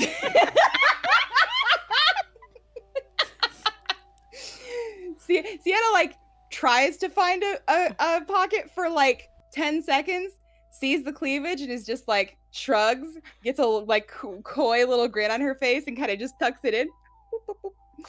And then she just smiles up at Elery and says, "There you go. Now you have your own book." I'm gonna make a wisdom saving throw. Go for it. What did you roll? So wisdom saving throw is a +1, and I rolled an 11 for 12.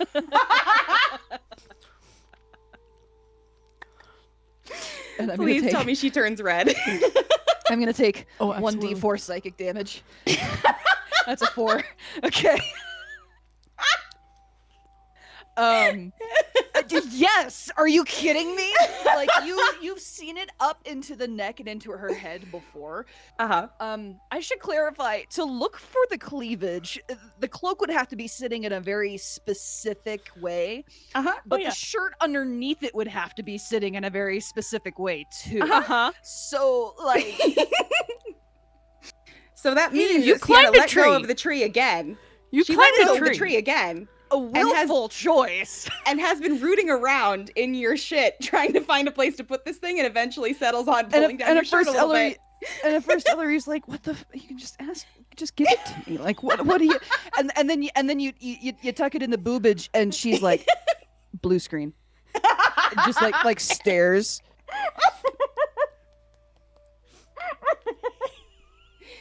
What did you say? You have your own book now. Your own reference to the gods. Okay. She like covers up her cleavage. Perfect. Sienna just smiles. Okay. Do I notice? Like, does Sienna notice that she pushed Elery a little bit in the not bad way per se, but in a like, does she notice the blush and the like? Notice? I mean, You're sitting face to face. We're face to face. We're in a tree, and the sun is not gone. Okay, Like, it's not that she doesn't see it. I'm more talking about, does Sienna put 2 and 2 together? clock that it's like a crush thing. Do an insight. That it's like a flirty thing almost, because I think she's being flirtatious without realizing it, and this is to decide if she leans into it or not. Yeah. Do it. Are you doing insight? Yeah. All right, I won't counter roll then. Okay. Because deception and perception is different. Yeah. Oh my god, I swear to God. That is a 12 on the die plus 5 for 17. Oh, absolutely. The dice love to tell a story. Passive is 15. You could have told anyway with your passive perception. Yeah. I gotta check, baby. We gotta let the dice do their thing. You surmise that's the sound that Elery's brain is making. Yeah. Sienna smiles, and it's a heat. Like, she would start sweating in that moment. It's like when you tucked it in, it was already going red. Like, it was a thing. Like, yeah. She finds this incredibly adorable. And he's going to boop your nose. She just gives you the single finger nose boop and kind of like giggles and leans away a little bit. Somewhere off in the distance, you hear, "Now kiss!" Yeah. That's Law. That's Law already drawing this. Just kiss already! Or Fen, actually. Fen would be Fen writing would that shit be- in chat yeah, right Fen now. would be right there too. Yeah. Guys, do we and know our so- audience or do we know our audience? We know our audience. We love We our do. audience. Thank you We guys do so love much. them. Oh. And she would just be like, she dips fully into flirt mode, like, because she thinks it's adorable, Elery. and she Poor does Elery. like Elery. Oh, poor Elery. They just haven't talked about it yet. This poor baby. Oh, my poor baby girl. You know? It's one thing when you don't know, and it's another Mhm. thing when you both have acknowledged it. Mhm. So she, and especially having that thought earlier of like, shh, just go where I go. Like, Yeah. it's a lot. It's how does she still respect Sienna's space and whatnot while this is going on? Mm-hmm. What do I do? And honestly, part of me just wants to fade to black on that a little bit. And just like that two of them trying That is perfect for Elery being totally outside of herself. Yeah. When we go to the dinner. I genuinely think they like kind of like flirt and fumble around each other for the next like 20 minutes or so. And then one of them eventually is like, we should probably go to bed. You will eventually say that because Elery will have blue Ellery's screen to the dead. max. Elery is like, Ellery's a lot gone. happening. A lot happening in a really short amount of time. I don't know how to compete with this. Yeah, because So so you're like, we should go back to dinner. Ha! I go, like down the... so to be clear for the audience that Sienna's not the trifling bitch that this could be interpreted as. No. For her, that not that Elery has any reason to know any of this, but Sienna's already resigned herself to like Raiko's really not a viable option. Like she knows that he has feelings for her, and like, but that those got quashed pretty quickly in that the whole like sudden leaving had to happen and the situation at the house happened, and it's kind of one of those like she wants to make sure he's okay and she still very much cares about him, but she's not pursuing a relationship per se. She's cuddly by nature, so she's not going to reject a hug or anything, but it's one of those where she's just in her mind, this is the beginning of exploring that, oh yeah, I do like Elery, like that thought process for her. Yeah. And it's very freeing, and that shows up in how giggly and bubbly she becomes for the rest of the night. Doesn't know. She knows none of that No, because these none bitches of don't that. talk. No. Because these bitches don't talk. Nope. So Elery sees snuggly affectionate dwarf. Shy barbarian. Let's go. Has a thing for the orc. Not my place to interfere. I'm not gonna pretend like the attention's not nice. I'm only human. Mm-hmm. But there's that orc. And just like doesn't know what to do with it. Has Yeah. no idea what to do with it. When, This poor girl. out of curiosity, what's the last thing that Elery remembers about the orc? Like, what? Because I don't remember if Sienna actually told her that I she went mean- to go see Raiko. Regardless of whether or not like what she remembers and if as far as their last like actual physical meeting conversation or whatever, That's her still within her perception head. of him is not great Mhm. because he did not come to your aid when there was Right. trouble. He was the last, in fact. And Mhm. when you needed help, he was not there. She has a very low opinion of him. But your happiness matters. So God, haven't we all been there with friends? Reason. We've all been there with friends where we're like, We've already guess if cried they about make you trauma happy, once tonight. let's No, not go get there into this second.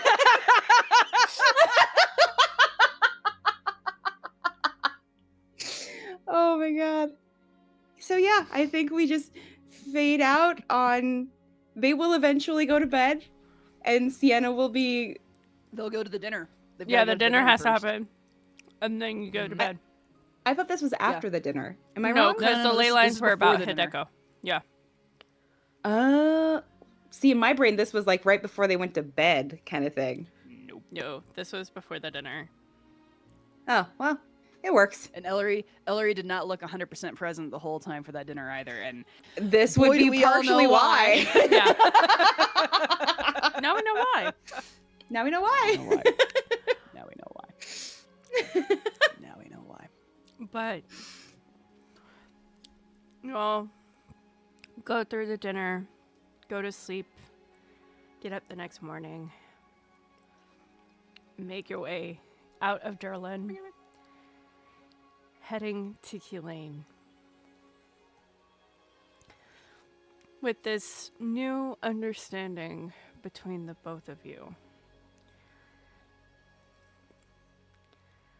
But that's not where our story ends.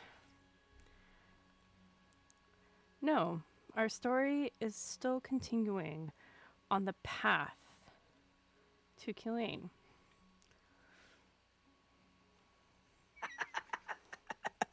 Let's go. Continue. Elery, Yes. coming towards the end of the first day of travel, you and Lu'more help set up the camp. And Lu'more offers to take first watch. You think this is a perfect opportunity to approach him. It is. I gotta switch it up in my head here now. Oh, girl, I do not envy the brain switch you have to make right now. Woo! All right. Right. Okay. Yeah. So, Lu'more and I will set up everything. You know, good night, everybody. Yep. And within eyesight of the camp, Mm-hmm. I like to imagine that after an hour or something, like enough time to give the party a chance to fall asleep, she suddenly stands up Mm-hmm. and looks at Lu'more and goes, "Right, come with me," and just starts marching down away from the camp. Okay. Come on. Okay. He gets up, head low, because there is that natural respect. Mhm. But he follows.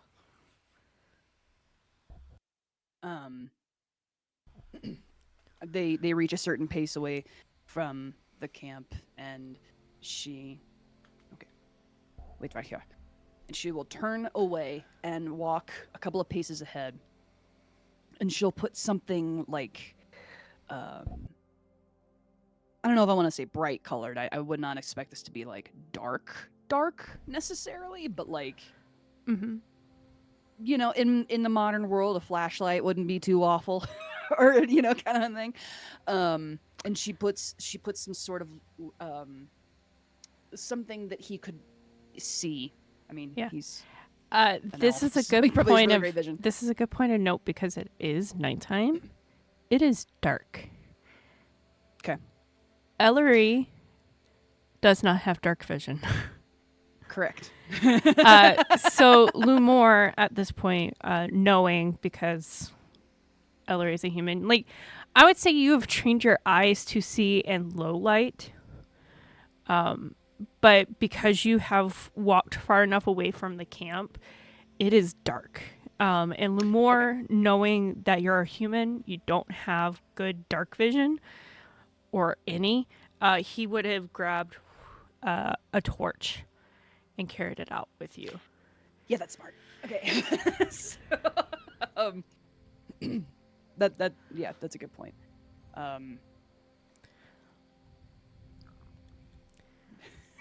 Mentally shifting gears, because when I was pondering this the other day, it was like, I don't know, mid-afternoon or something like that, where there was light. So okay, so yes, obviously they would have grabbed a torch beforehand. They would have gone to it. They would have grabbed a torch. They would have stepped away from camp.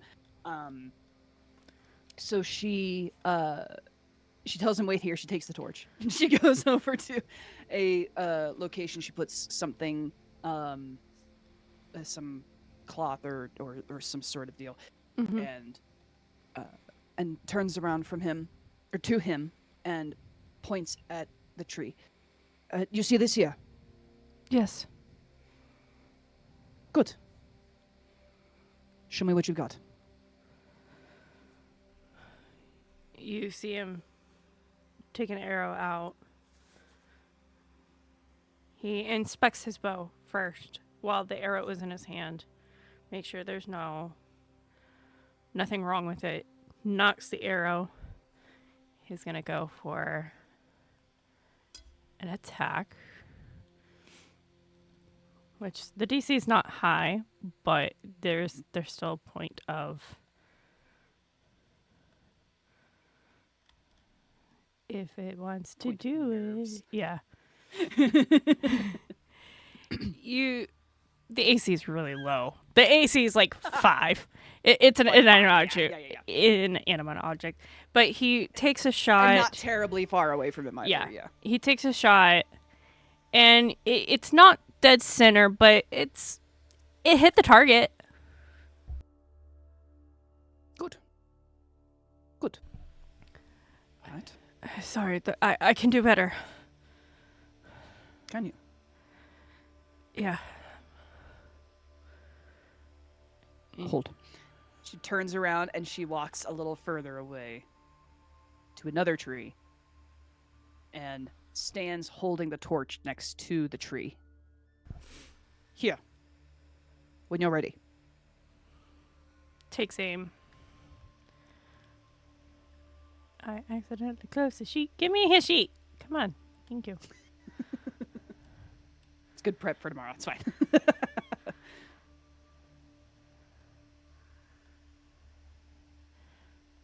It hits a little closer.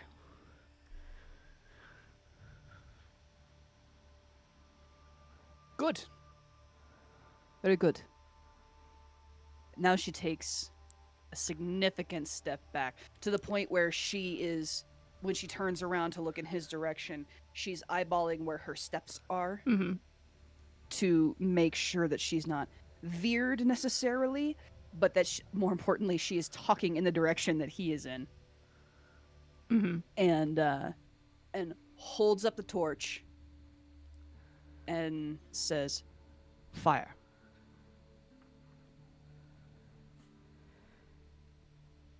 It's hard to see from this distance, but he closes his eyes to try to focus.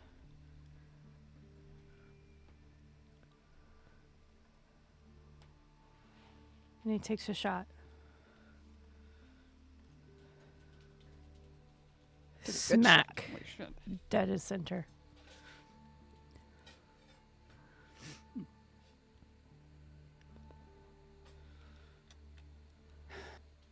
Right.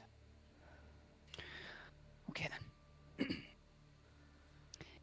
Unknown to him, I'm gonna reach out and take my javelin. Okay. Take out my javelin. And I'm going to yell at him. Good. Now in a moment, fire again.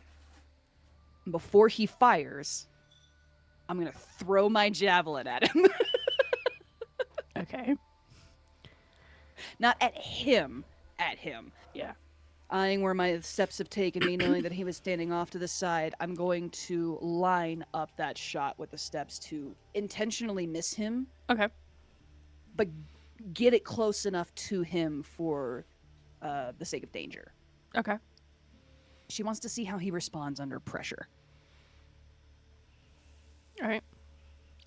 He'll get ready to take the aim. He'll take aim.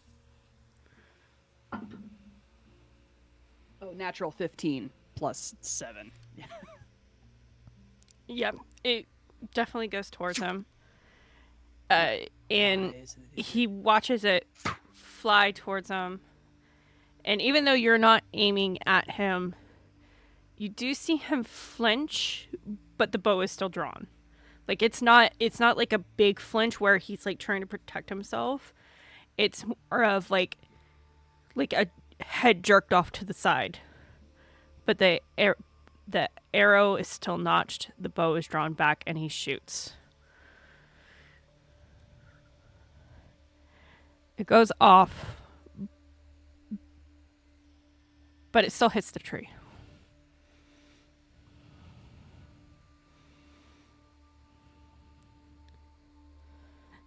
Why'd you throw that at me? Oh, sorry. That was.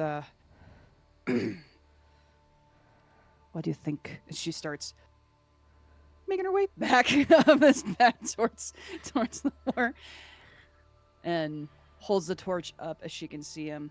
Whatever expression he's giving her, she does not care. Why do you think I threw that?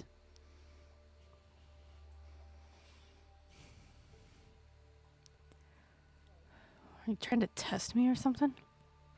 Do you think I missed on purpose? I have to roll something. Because there's two options he could definitely say. Because you hate me? Hate you?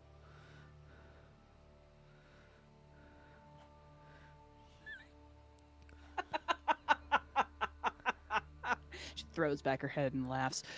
Lu'more, do you really think I would drag you out away from the camp in the middle of the night and throw a javelin at you and miss on purpose because I hate you? Then what for? To scare me? First of all, if I wanted you gone, I would have done it already. Second of all, these are not rodents. These are not small, scurrying things that you have hunted before. These are creatures, large predators. They are not rats. They are not deer.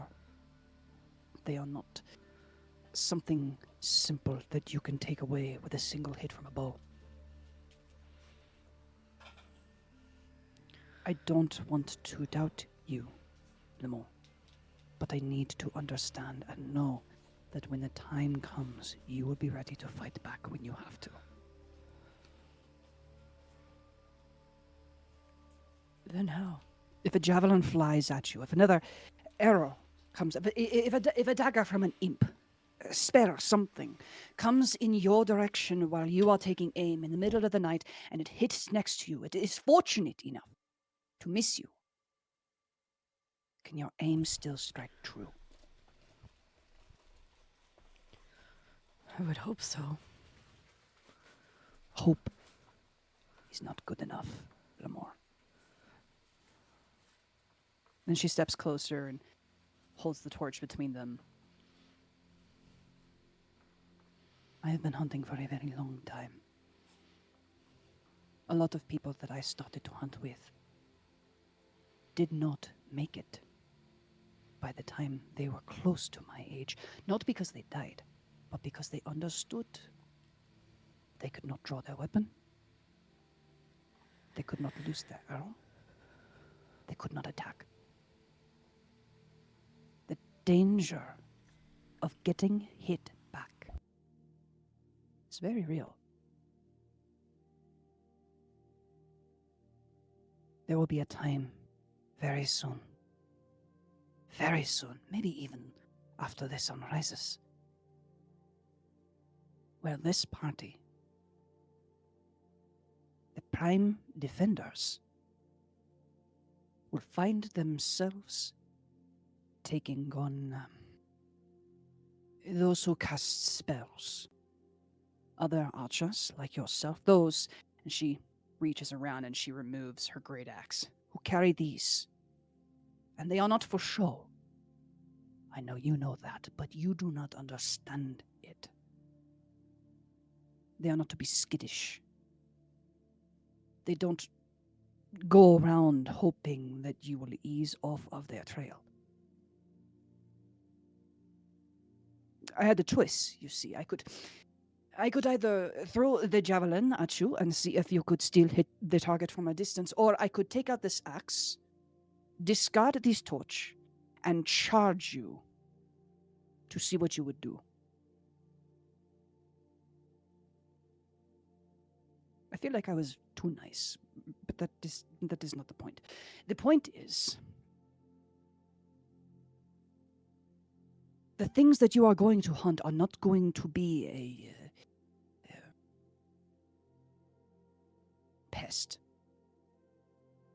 They are going to try to kill you. More importantly, she puts the axe back behind her. They're going to try to kill the rest of us. So when you stand here, why do you let your arrow fly?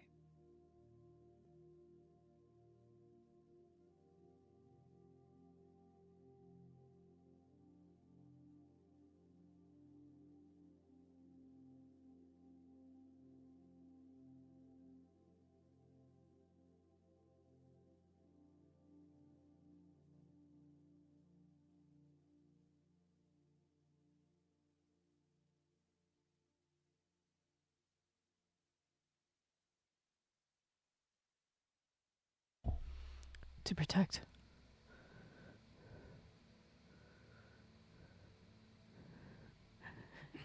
To protect Sure. those Try I again. love.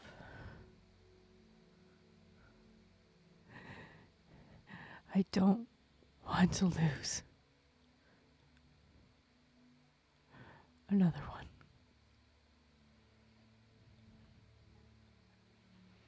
And she gives him a warm smile. That is noble.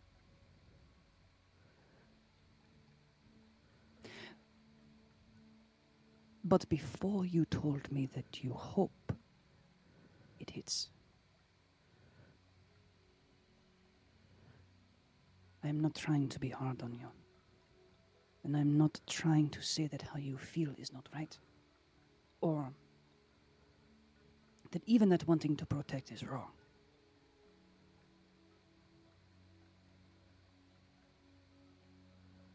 What I'm trying to say is that if that is your heart, if your goal here is to protect Serephina, she gives him another grin, then you don't shoot with hope. You shoot because you know. When you take aim in the darkness, she turns around and points to the tree that she had the material on. Mm-hmm. You can hit this target. It is here. It is not running at you. It is not trying to attack you. This is a simple shot. We teach beginning archers these kinds of things in the hunt. They first have to hit a standing target, and then they have to get better at hitting it further and further away. And the darker that it gets, the harder it is for some of them. They are human like me, and they cannot see that far ahead. That is where we would rely on those like you who can see. But there's the problem. Because if we did not know that you could hit, how could we continue to run? Do you see? Yeah. At this moment, you watch Lu'more take a step this way. Like he's still facing you, but he takes a step around. You watch him reach and draw an arrow. Not just his bow. And takes aim. Do you trust me?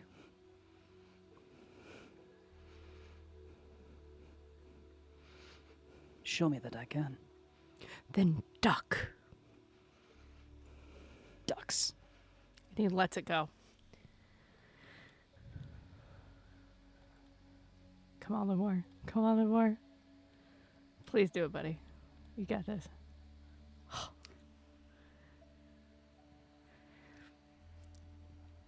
But in a quick succession, he sends it flying, notices, and in a quick succession, draws and pulls back again. Lu'more, what the heck? Oh my god! What? That's 2 nat 1s in a row. Come on, buddy. You can do it.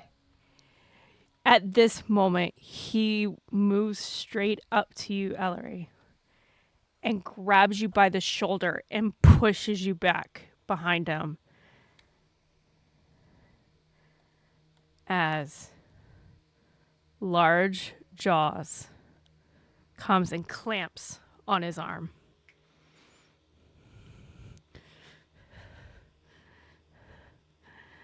Are you all right? Without another word behind him, just gonna like swap positions here real quick just for the visual sake of it all. Yeah. There we go. Without a word from behind him, she is going to she's already ducked, so she's going to do a roll over to his side and come in for a strike against the wolf's head that is on Lu'more's forearm. Go ahead. Roll that attack. Natural. No, I'm just kidding. That is a 16 to hit. You go, you hit it, but it doesn't phase it. Lu'more then drops the bow on the ground and pulls out a dagger from his hip. With one hand, he draws something in the air and casts Hunter's Mark.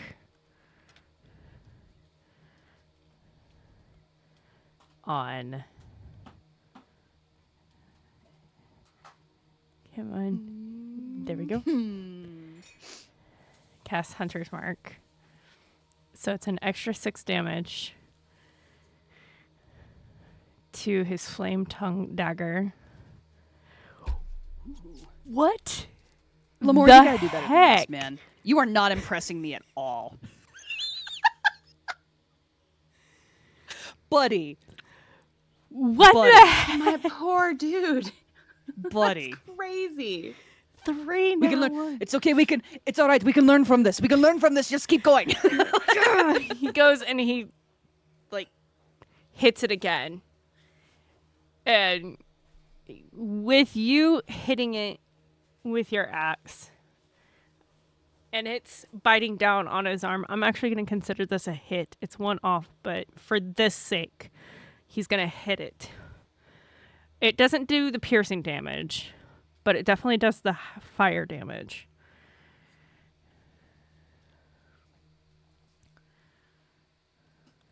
So it is a -5.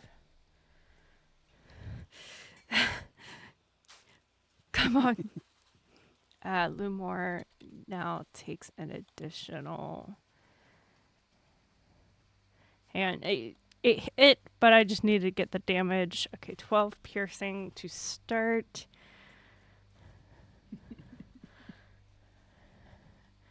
And then this is the next bite attack. It just continues to chomp down. Definitely hits, yep. With 11 more piercing. He grunts in pain, but that wolf is still clamped. I'm on going to his fly arm. into a rage. I'm going to fly into a rage with a bonus action, and I'm going to attack this fucker. All right. Huge. Lean back with the sword, big cleave. Natural 3? That's a 10 to hit. That definitely does not hit. I am angry, so I'm going to roll again. Again! Again. 17 to hit. What was it? 17 to hit. That misses. What? I'm only letting the fire, because it is a flame tongue, the fire, I'm allowing the fire to still hit. The damage, the piercing damage wasn't done.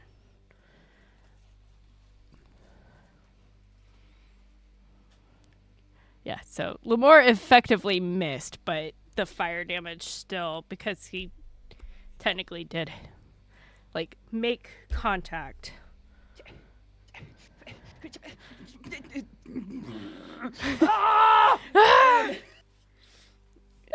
It is Lu'more's turn. He's going again with that flame tongue dagger. He's like, no, not like this.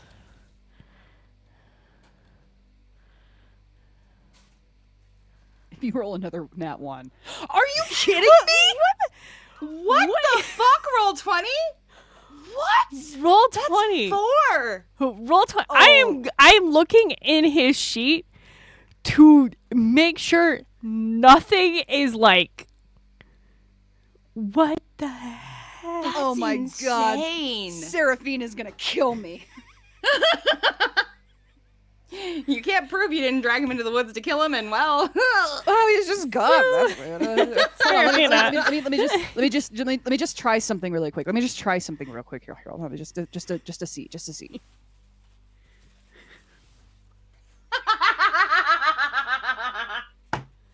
that's a nat 20. Oh my goodness. Roll I gotta 20. call it out for chat. Roll 20 just does not want to give Lu'more this. Okay.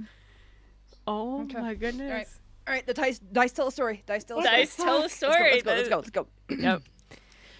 He just growls and is like, no! And strikes again. This will be his second strike. That's more like it. The piercing damage does not take, but the fire does.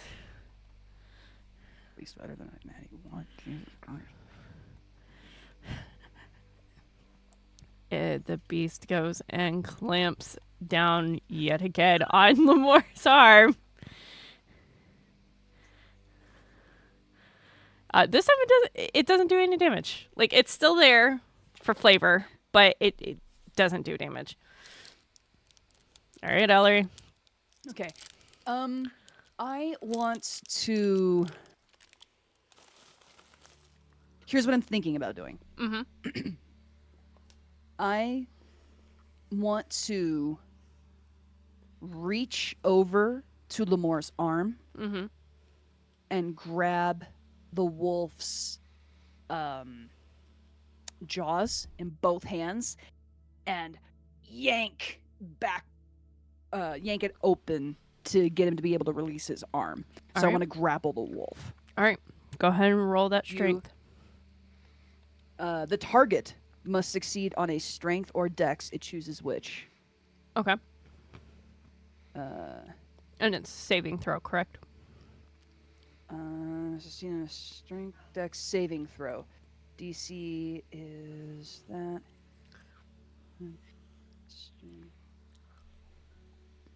Yes. Okay. Go ahead.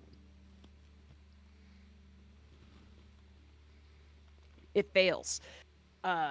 So Elery has the wolf's jaws in her hands and is pulling it apart so Lu'more can get his arm out from there. Mm-hmm. And is just holding it open as she stands there.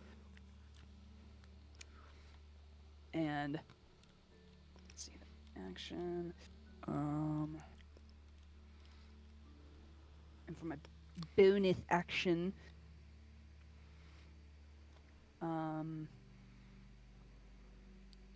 bonus action, I'll do a frenzy. All right. So, you can make a single melee weapon attack as bonus action on your turns after this one. I guess frenzy was what it was.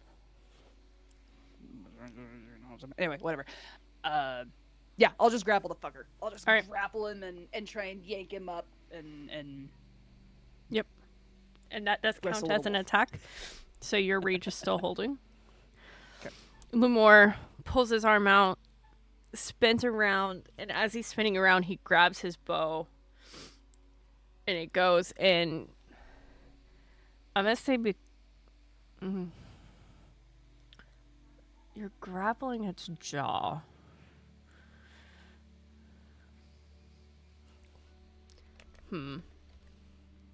Trying to see how I wanna do this. How you want to do this? How do you do this? How do you do this?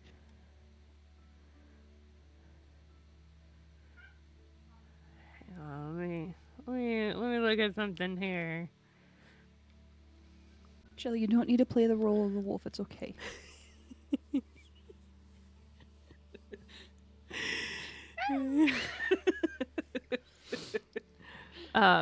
Oh no! Bonus action, Misty Step. Yeah, there we go. Misty steps good shit. backwards.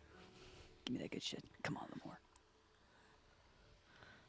Let me cast it so you can see what it does. And just goes back a few feet. Takes aim with the longbow. It's better, but not there. There we go! There we go. And the additional 6 damage from the hunter's mark.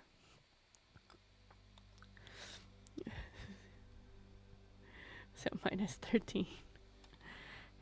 It's looking better. But after he takes the second shot, he kind of holds his arm a little bit. It's your turn. For my action, I am going to. Okay, so with the jaws in both of my hands, I'm going to shove the wolf back. I can either push it 5 feet away or cause it to have the prone condition. So I want to try and for flavor, I want to get its jaw open large enough, forcefully enough to kind of shock it and then shove it back out of the way here. Okay. So you must succeed on a strength or dex saving throw. 13. You fail. The wolf is shoved back and is knocked prone.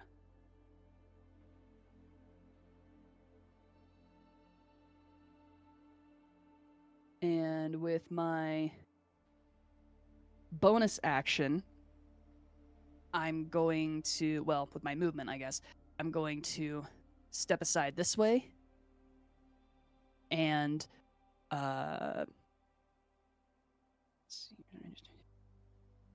only gonna do his French near range. Okay, I'm going to pull out one of my healing potions. I'm not gonna take it. I'm gonna pull it out and have it in hand. Turn towards Lu'more, and shout, "Now, fire!" That's my turn. All right. The wolf takes half of its movement to stand back up.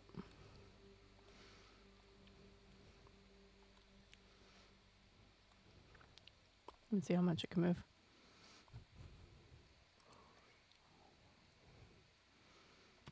It runs straight for Lu'more. It does. It's not even noticing you. I mean, even though you were the one that kind of forced it off, it's hellbent on getting Lu'more. Wants a souvenir. And you watch as this wolf goes to bite down again, and Lu'more just dodges out of the way. Attaboy. It's Lu'more's turn. He takes that dagger. Bam! It connects. There we go.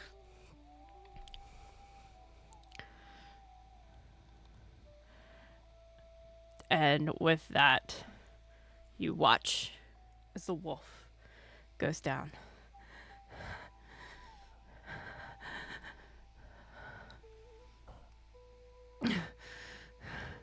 Are you all right? She, not intentionally, no, it just, the rage is kind of is still there, but sort of wearing off. So she like stalks towards him.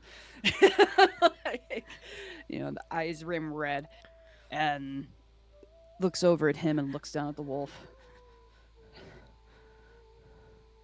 Yeah. Thank you. You definitely need more. It is more than I do, and I'm going to hand over to him I'm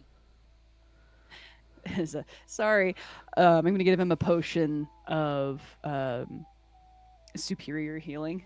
Okay. 1/2 get that HP all the way up. 1/2 maybe Serephina won't notice in the morning.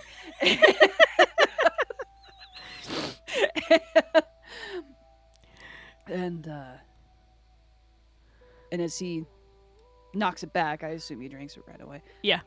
She's gonna look at him, give him a little smile, and go, "How long did you know that he was there?" Ever since you started talking.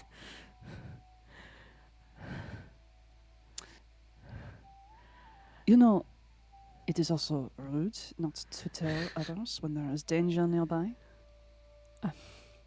I thought it was going to walk by.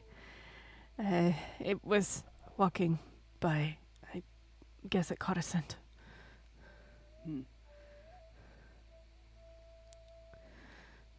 It's a very good strike you did there for the killing blow. Thank you. What went through your mind?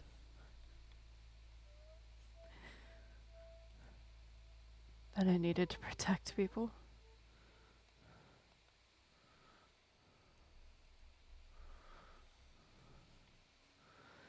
Go on. Go on. Comes in.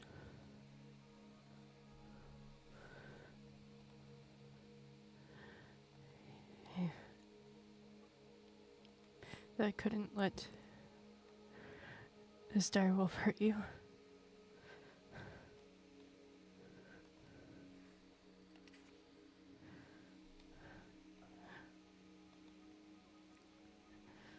Go on.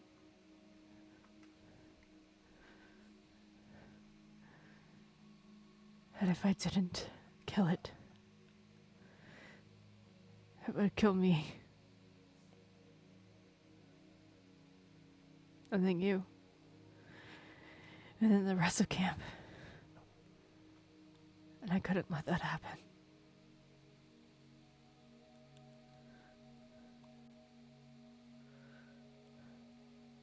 That, Lu'more, is how you hit your target. You don't hope you will. You know you will.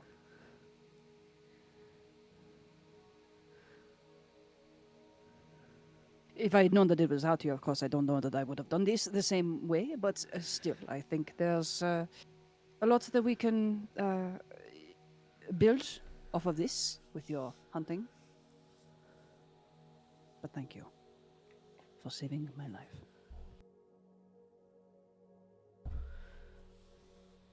You're welcome. He's still, you see him still rubbing where the wolf had bitten down. The wound is gone, but it's like he can still feel the pain. Like a phantom pain. Yeah. I know you care about her. Very much. And I do not need to try to intimidate you to know that you will take care of her.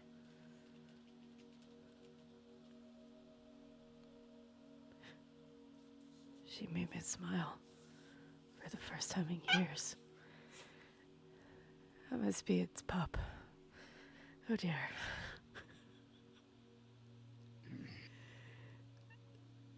Don't worry about that. I'll take care of that later. There is value in that, Lu'more. I don't need to tell you that. I know that you know.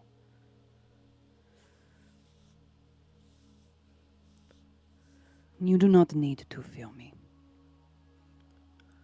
She gives him a smile. I'm not here to judge you. I am here if you want. Then she gives him a different kind of smile as she thinks back for a second. A small flashback in a tree in a vulnerable moment. I am here to teach. If you would like me to do so. You never know how ready you are for these types of battles until you are there. The goal is valuable, yes. But the people in this party are valuable too. You have something very key. You have one you will fight for.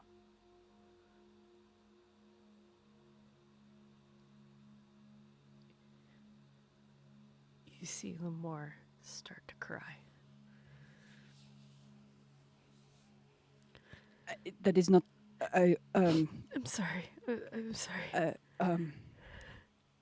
I did not think that was harsh. That was not what I. No. I just love her. I want to do right by her.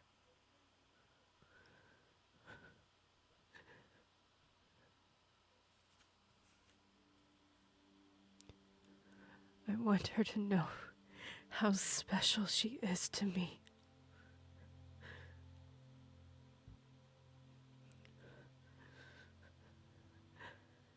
But I fear I'll lose her.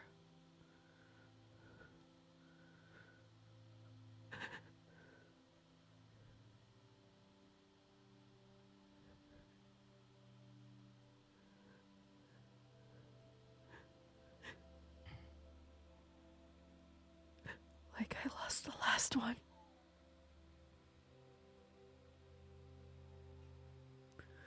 I'm so terrified.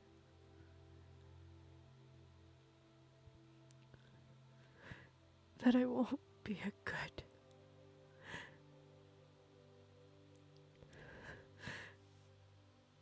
partner to her.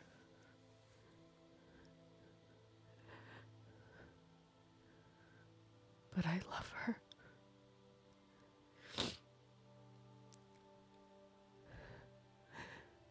That I don't doubt.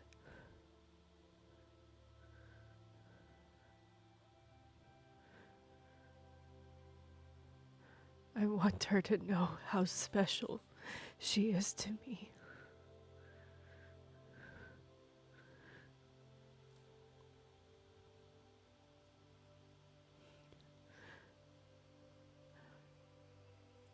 I just don't remember how to show it.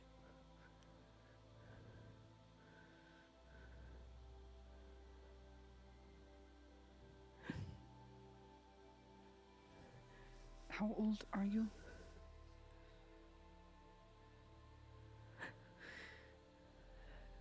585. Your shoulders kind of slump a little bit. Hey, listen, I'm not going. I don't understand creatures that live that long. I want to say something of encouragement, but I want you to understand also that I do not understand how any of you live as long as you do, and so I say only with the understanding of a human and how long we live, and it does not make sense to me that you say that you do not remember. It's been a long time. Sure, but if it is real, Lu'more,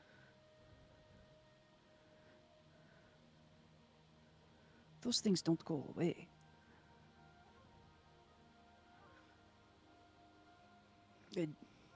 Care, affection, showing someone that you are important to them comes from the parts of you that wants to give that to someone else.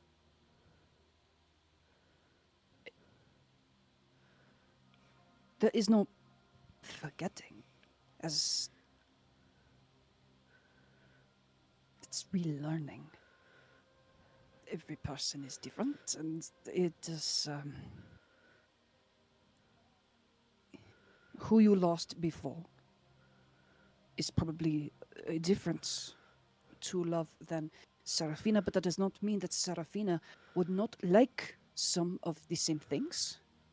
And maybe some things are very different, but those are the things that you learn. You haven't. I don't know how long I will live, but I don't think it is. Learning, forgetting to not knowing how to love someone or to give care to someone, to protect someone, that does not make sense to me. You just learn how to do it differently. It's not a bad thing. It is just different. And plus, you are here. You are here when you could be back at home and hoping and wishing that she would be safe and that you could protect her and that she would be fine. And instead you are... And she claps him on the shoulder. Mm-hmm. You are taking, Lu'more, good action to make it happen.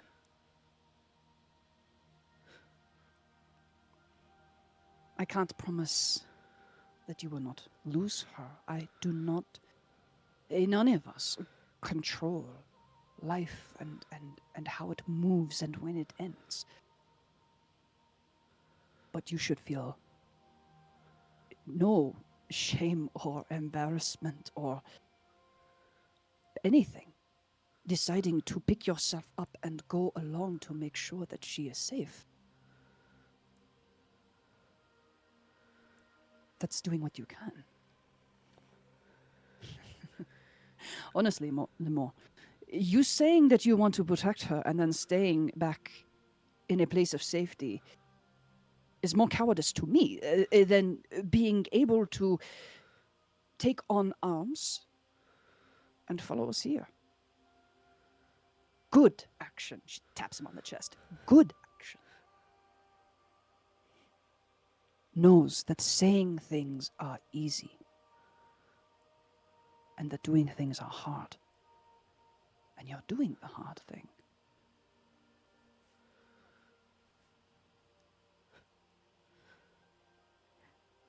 who knows what will happen? But you know now that you won't hit the target because you know who you shoot for.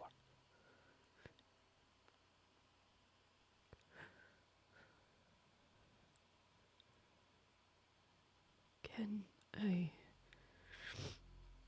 ask you a question? Yes, of course. I know it's not just a you decision. I was originally only going to stay until after the Harvest Festival and go back home.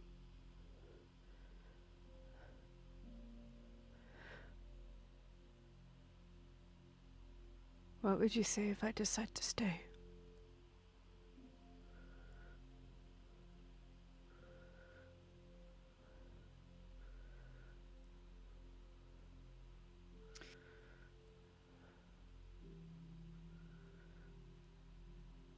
I would say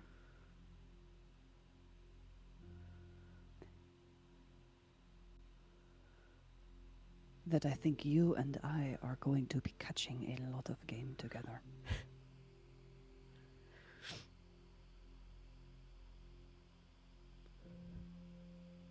I look forward to it. Good. There's much to learn.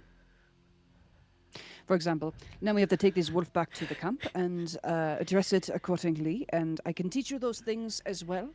The party will wonder why we suddenly have wolf meat, but you know, there's a lot of good things that you can get from here. You can use the teeth in certain places, and the bones can be used to make jewelry or decoration. And then she kind of goes on for a little bit about use of the pelts and the muscles and how to remove the tendons. And, Yeah, and and all of he's these. locked on. Like he's ready to learn.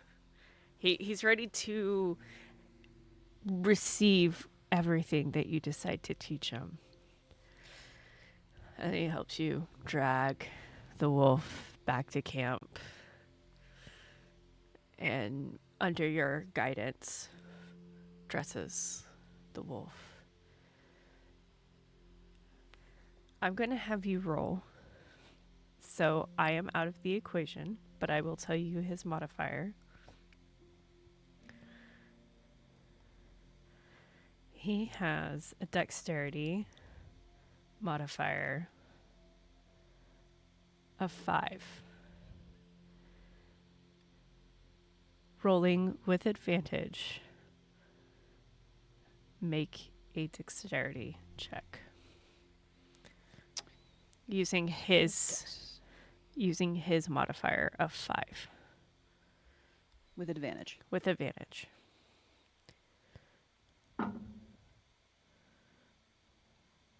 Natural 20. Let's go.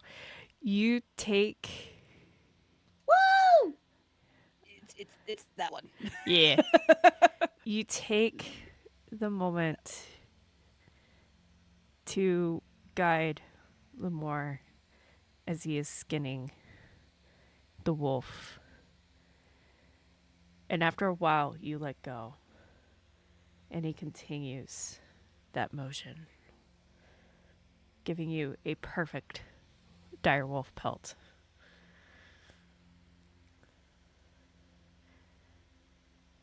This is going to be another advantage roll using Lu'more's dexterity modifier.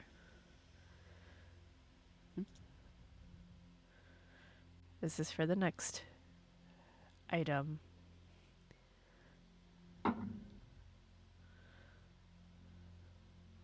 19. That's enough. You watch him go and start to pry each of the fangs out. One of them chips, but it's all right because the rest are in pretty good condition. Go ahead and roll again.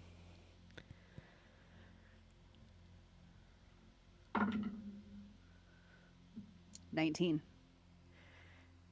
This time, you're watching him remove the tendons, get the meat. And there's a point where he struggles a little bit, but you come along, guide him. And he gets about 40 pounds of meat.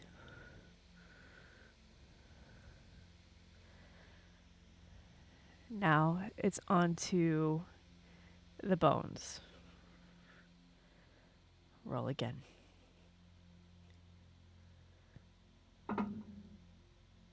Natural 20. Let's go.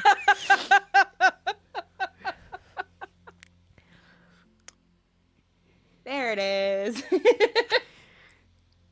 He follows your lead and takes the bones that are the ones that you tell him to take, the ones that are the most valuable, the ones that will make better jewelry than the others. And he goes and he sits there with your guidance to clean the bones up a little better. Then he helps you take the rest of the carcass and toss it for the other animals to take. Well, I'd say this is successful first watch. Very good. Thank you, Elery. Anytime you wish.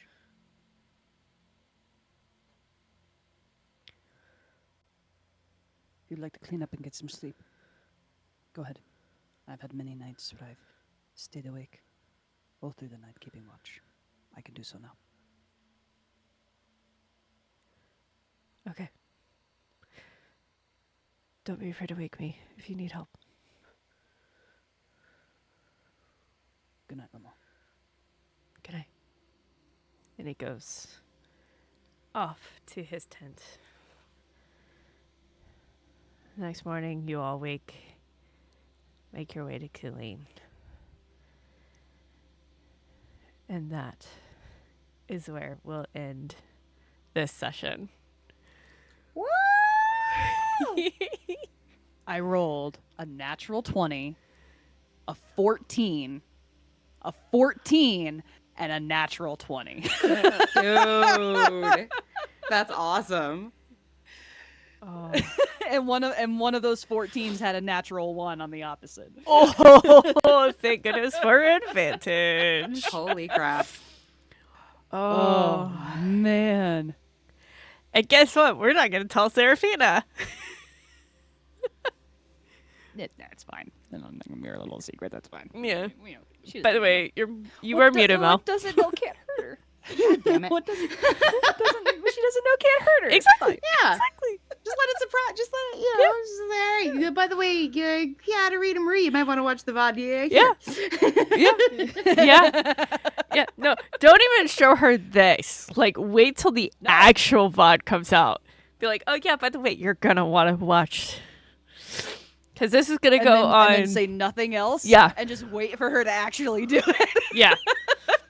Yeah. Because then you'll start to get the messages. The like, what? Yeah. Harper! I wasn't gonna let him die. I had to know. There's important shit going on here. I had to know. Adjacent to that, Mel. Uh-huh. I want to give you the biggest hug so badly right now. Same. That went in a direction I did not anticipate. Every time you and I sit down to RP, we have like this idea of what we're going to talk about, and it's never that. Oh, it's yeah. never And whatever I- we think it's going to be. I want to give you props for being ready and stable when I suddenly yelled and had an outburst. That was not. I don't know where that came from. It was perfect, but though. there was- It's but exactly there what was- It's exactly what Harper would do. It's exactly what Elery would Yeah. It's exactly what Elery would do because Harper's done it before. Vibes, honestly. Seriously. But something about sitting in the moment and like, I know that you understand this when people are trying to comfort you and they don't have the context of that pain. Yep. Yeah. And it's frustrating because they don't have the context of the pain. So Mhm. you know that they are trying to help, but it doesn't help. And because it doesn't help, it makes you, it upsets you more and more. Mhm. And you have to, I mean, I didn't say it, but I gathered that there were a lot of things in there that Elery said that Elery would not naturally say. Mhm. Much how a kid says something, they didn't learn it, or that they didn't think that organically. They heard it somewhere else and Yep. just believed it. The only thing that she has to make you get it are these things that she's heard, and then when you don't get it, she's just done. Yeah. Don't get it, then now you're gonna get it. Yeah. And it's infuriating. Like, it's so It is. hard. It is. It's hard to be on both sides of that, because there are times when so I've been this person, I've been the person that's well-meaning, and I've also been on the receiving end of it, and it sucks on both ends, because you want so desperately to say the right thing, and you want to negate all of these horrible things that people are saying about themselves, and in so doing, you're just making it worse. Yes. So sometimes truly Yes. just shutting up and listening and letting them get it out and being there is the best thing you can do.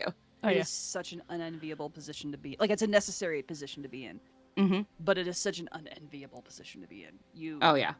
Like, I don't want to put it in terms of winners and losers, but for Mhm. simplified context, like, you don't win. No, nobody It is does. a no-win scenario, Mhm. and we don't like that as people. We like having this happy conclusion at the end of it all, but life is not like that. It's very messy, and feelings are very deeply rooted. Feelings are hard to deconstruct, and to pull those roots out involves a lot of effort, a lot of willingness from the ground around it, and a lot of pain. Mhm. Mhm. And And patience. we don't like going through that. We like things to be over and done with immediately, and like just free of the problem. And you nailed it. She's shouldered a lot of this on her own, and when you do that alone, you don't really know what to do with it. Mm-hmm. Especially when you have Except- anxiety in your ear. Mm-hmm. Except that maybe you had this idea of how you don't want to treat other people, but that in and of itself is not necessarily healing. Like, that doesn't solve the whole problem. There's so much more to the equation than that. Mm-hmm. So thanks for running with it. I pulled it out, and I could hear it in your headphones, and I saw your face, and I was like, all right, we're going. Yeah. We're doing it. We're doing okay. Yeah. We're doing this. We're in. Yeah. Yeah, 100%. You also did something as a player that I appreciate, where you just like gave a thumbs up when you were done a couple of times. We didn't need to do it every time, but Yeah. it was helpful. There are times when, God, I wish I could have that like moment of, yeah, I'm good, in a real life conversation like that.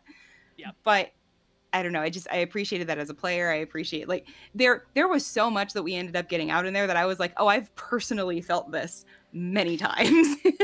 Yeah.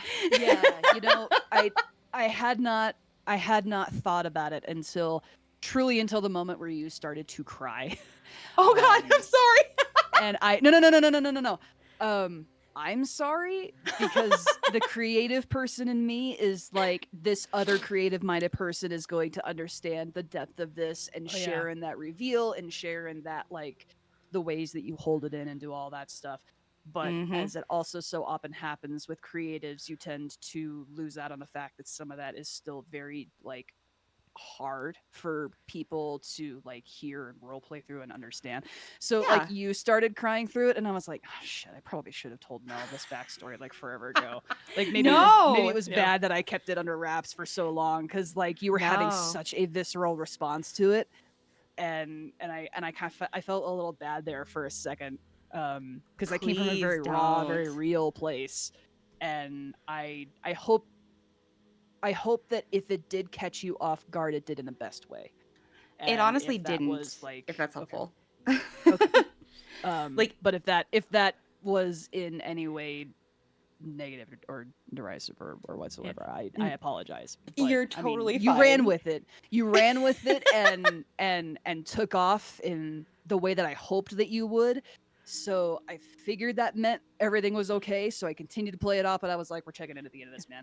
Yeah. Oh, yeah. I gotta Yeah. make sure she's good. And I am glad that you rolled with Elery. Like, here you come, just for something nice, calm, peaceful. And the dice said no. Yep. And you were absolutely, and I have to say, this is one of the moments that I didn't was like, hey, this is going to happen. Yeah. And you rolled with it. And I was like, okay. No, I messaged Law when you started to do the RP with Lu'more because I was like, girl, you're not ready. Oh, I've been messaging when you two were going at it. I was like, hey, At 6:32, I Amazing. wrote to her, hey, and she wrote back in all capitals, not you too. Incredible. Liz, we love you. We love you, Liz. love you. Thank you so much. Thank you for being the president of the fan club. Yep. But with that, we're going to close this time out. Oh, Hell yeah. thank you guys so Indeed. much. Thank I get you. to do it all over again tomorrow. Yep. This was like episode 9 level for me of just the trust between players and just being thankful for that, because that it really, like, it was good for me personally. It was good for the characters. It was good, and just again, like you said, it's scary going there, and I'm thankful that you trusted me enough to know that if I truly needed to tap out, I would have. And just absolutely being okay with letting it go. And I appreciate both of you for that very much. Yeah. It's always a pleasure. It's always an honor. Yeah. Always. Remember, kids, Yeah. check in. Always check in. Always check in. And with that, we're going to send it back to the main episode. Bye-bye. Serephina can't be mad because Lu'more's not dead. Smash cut.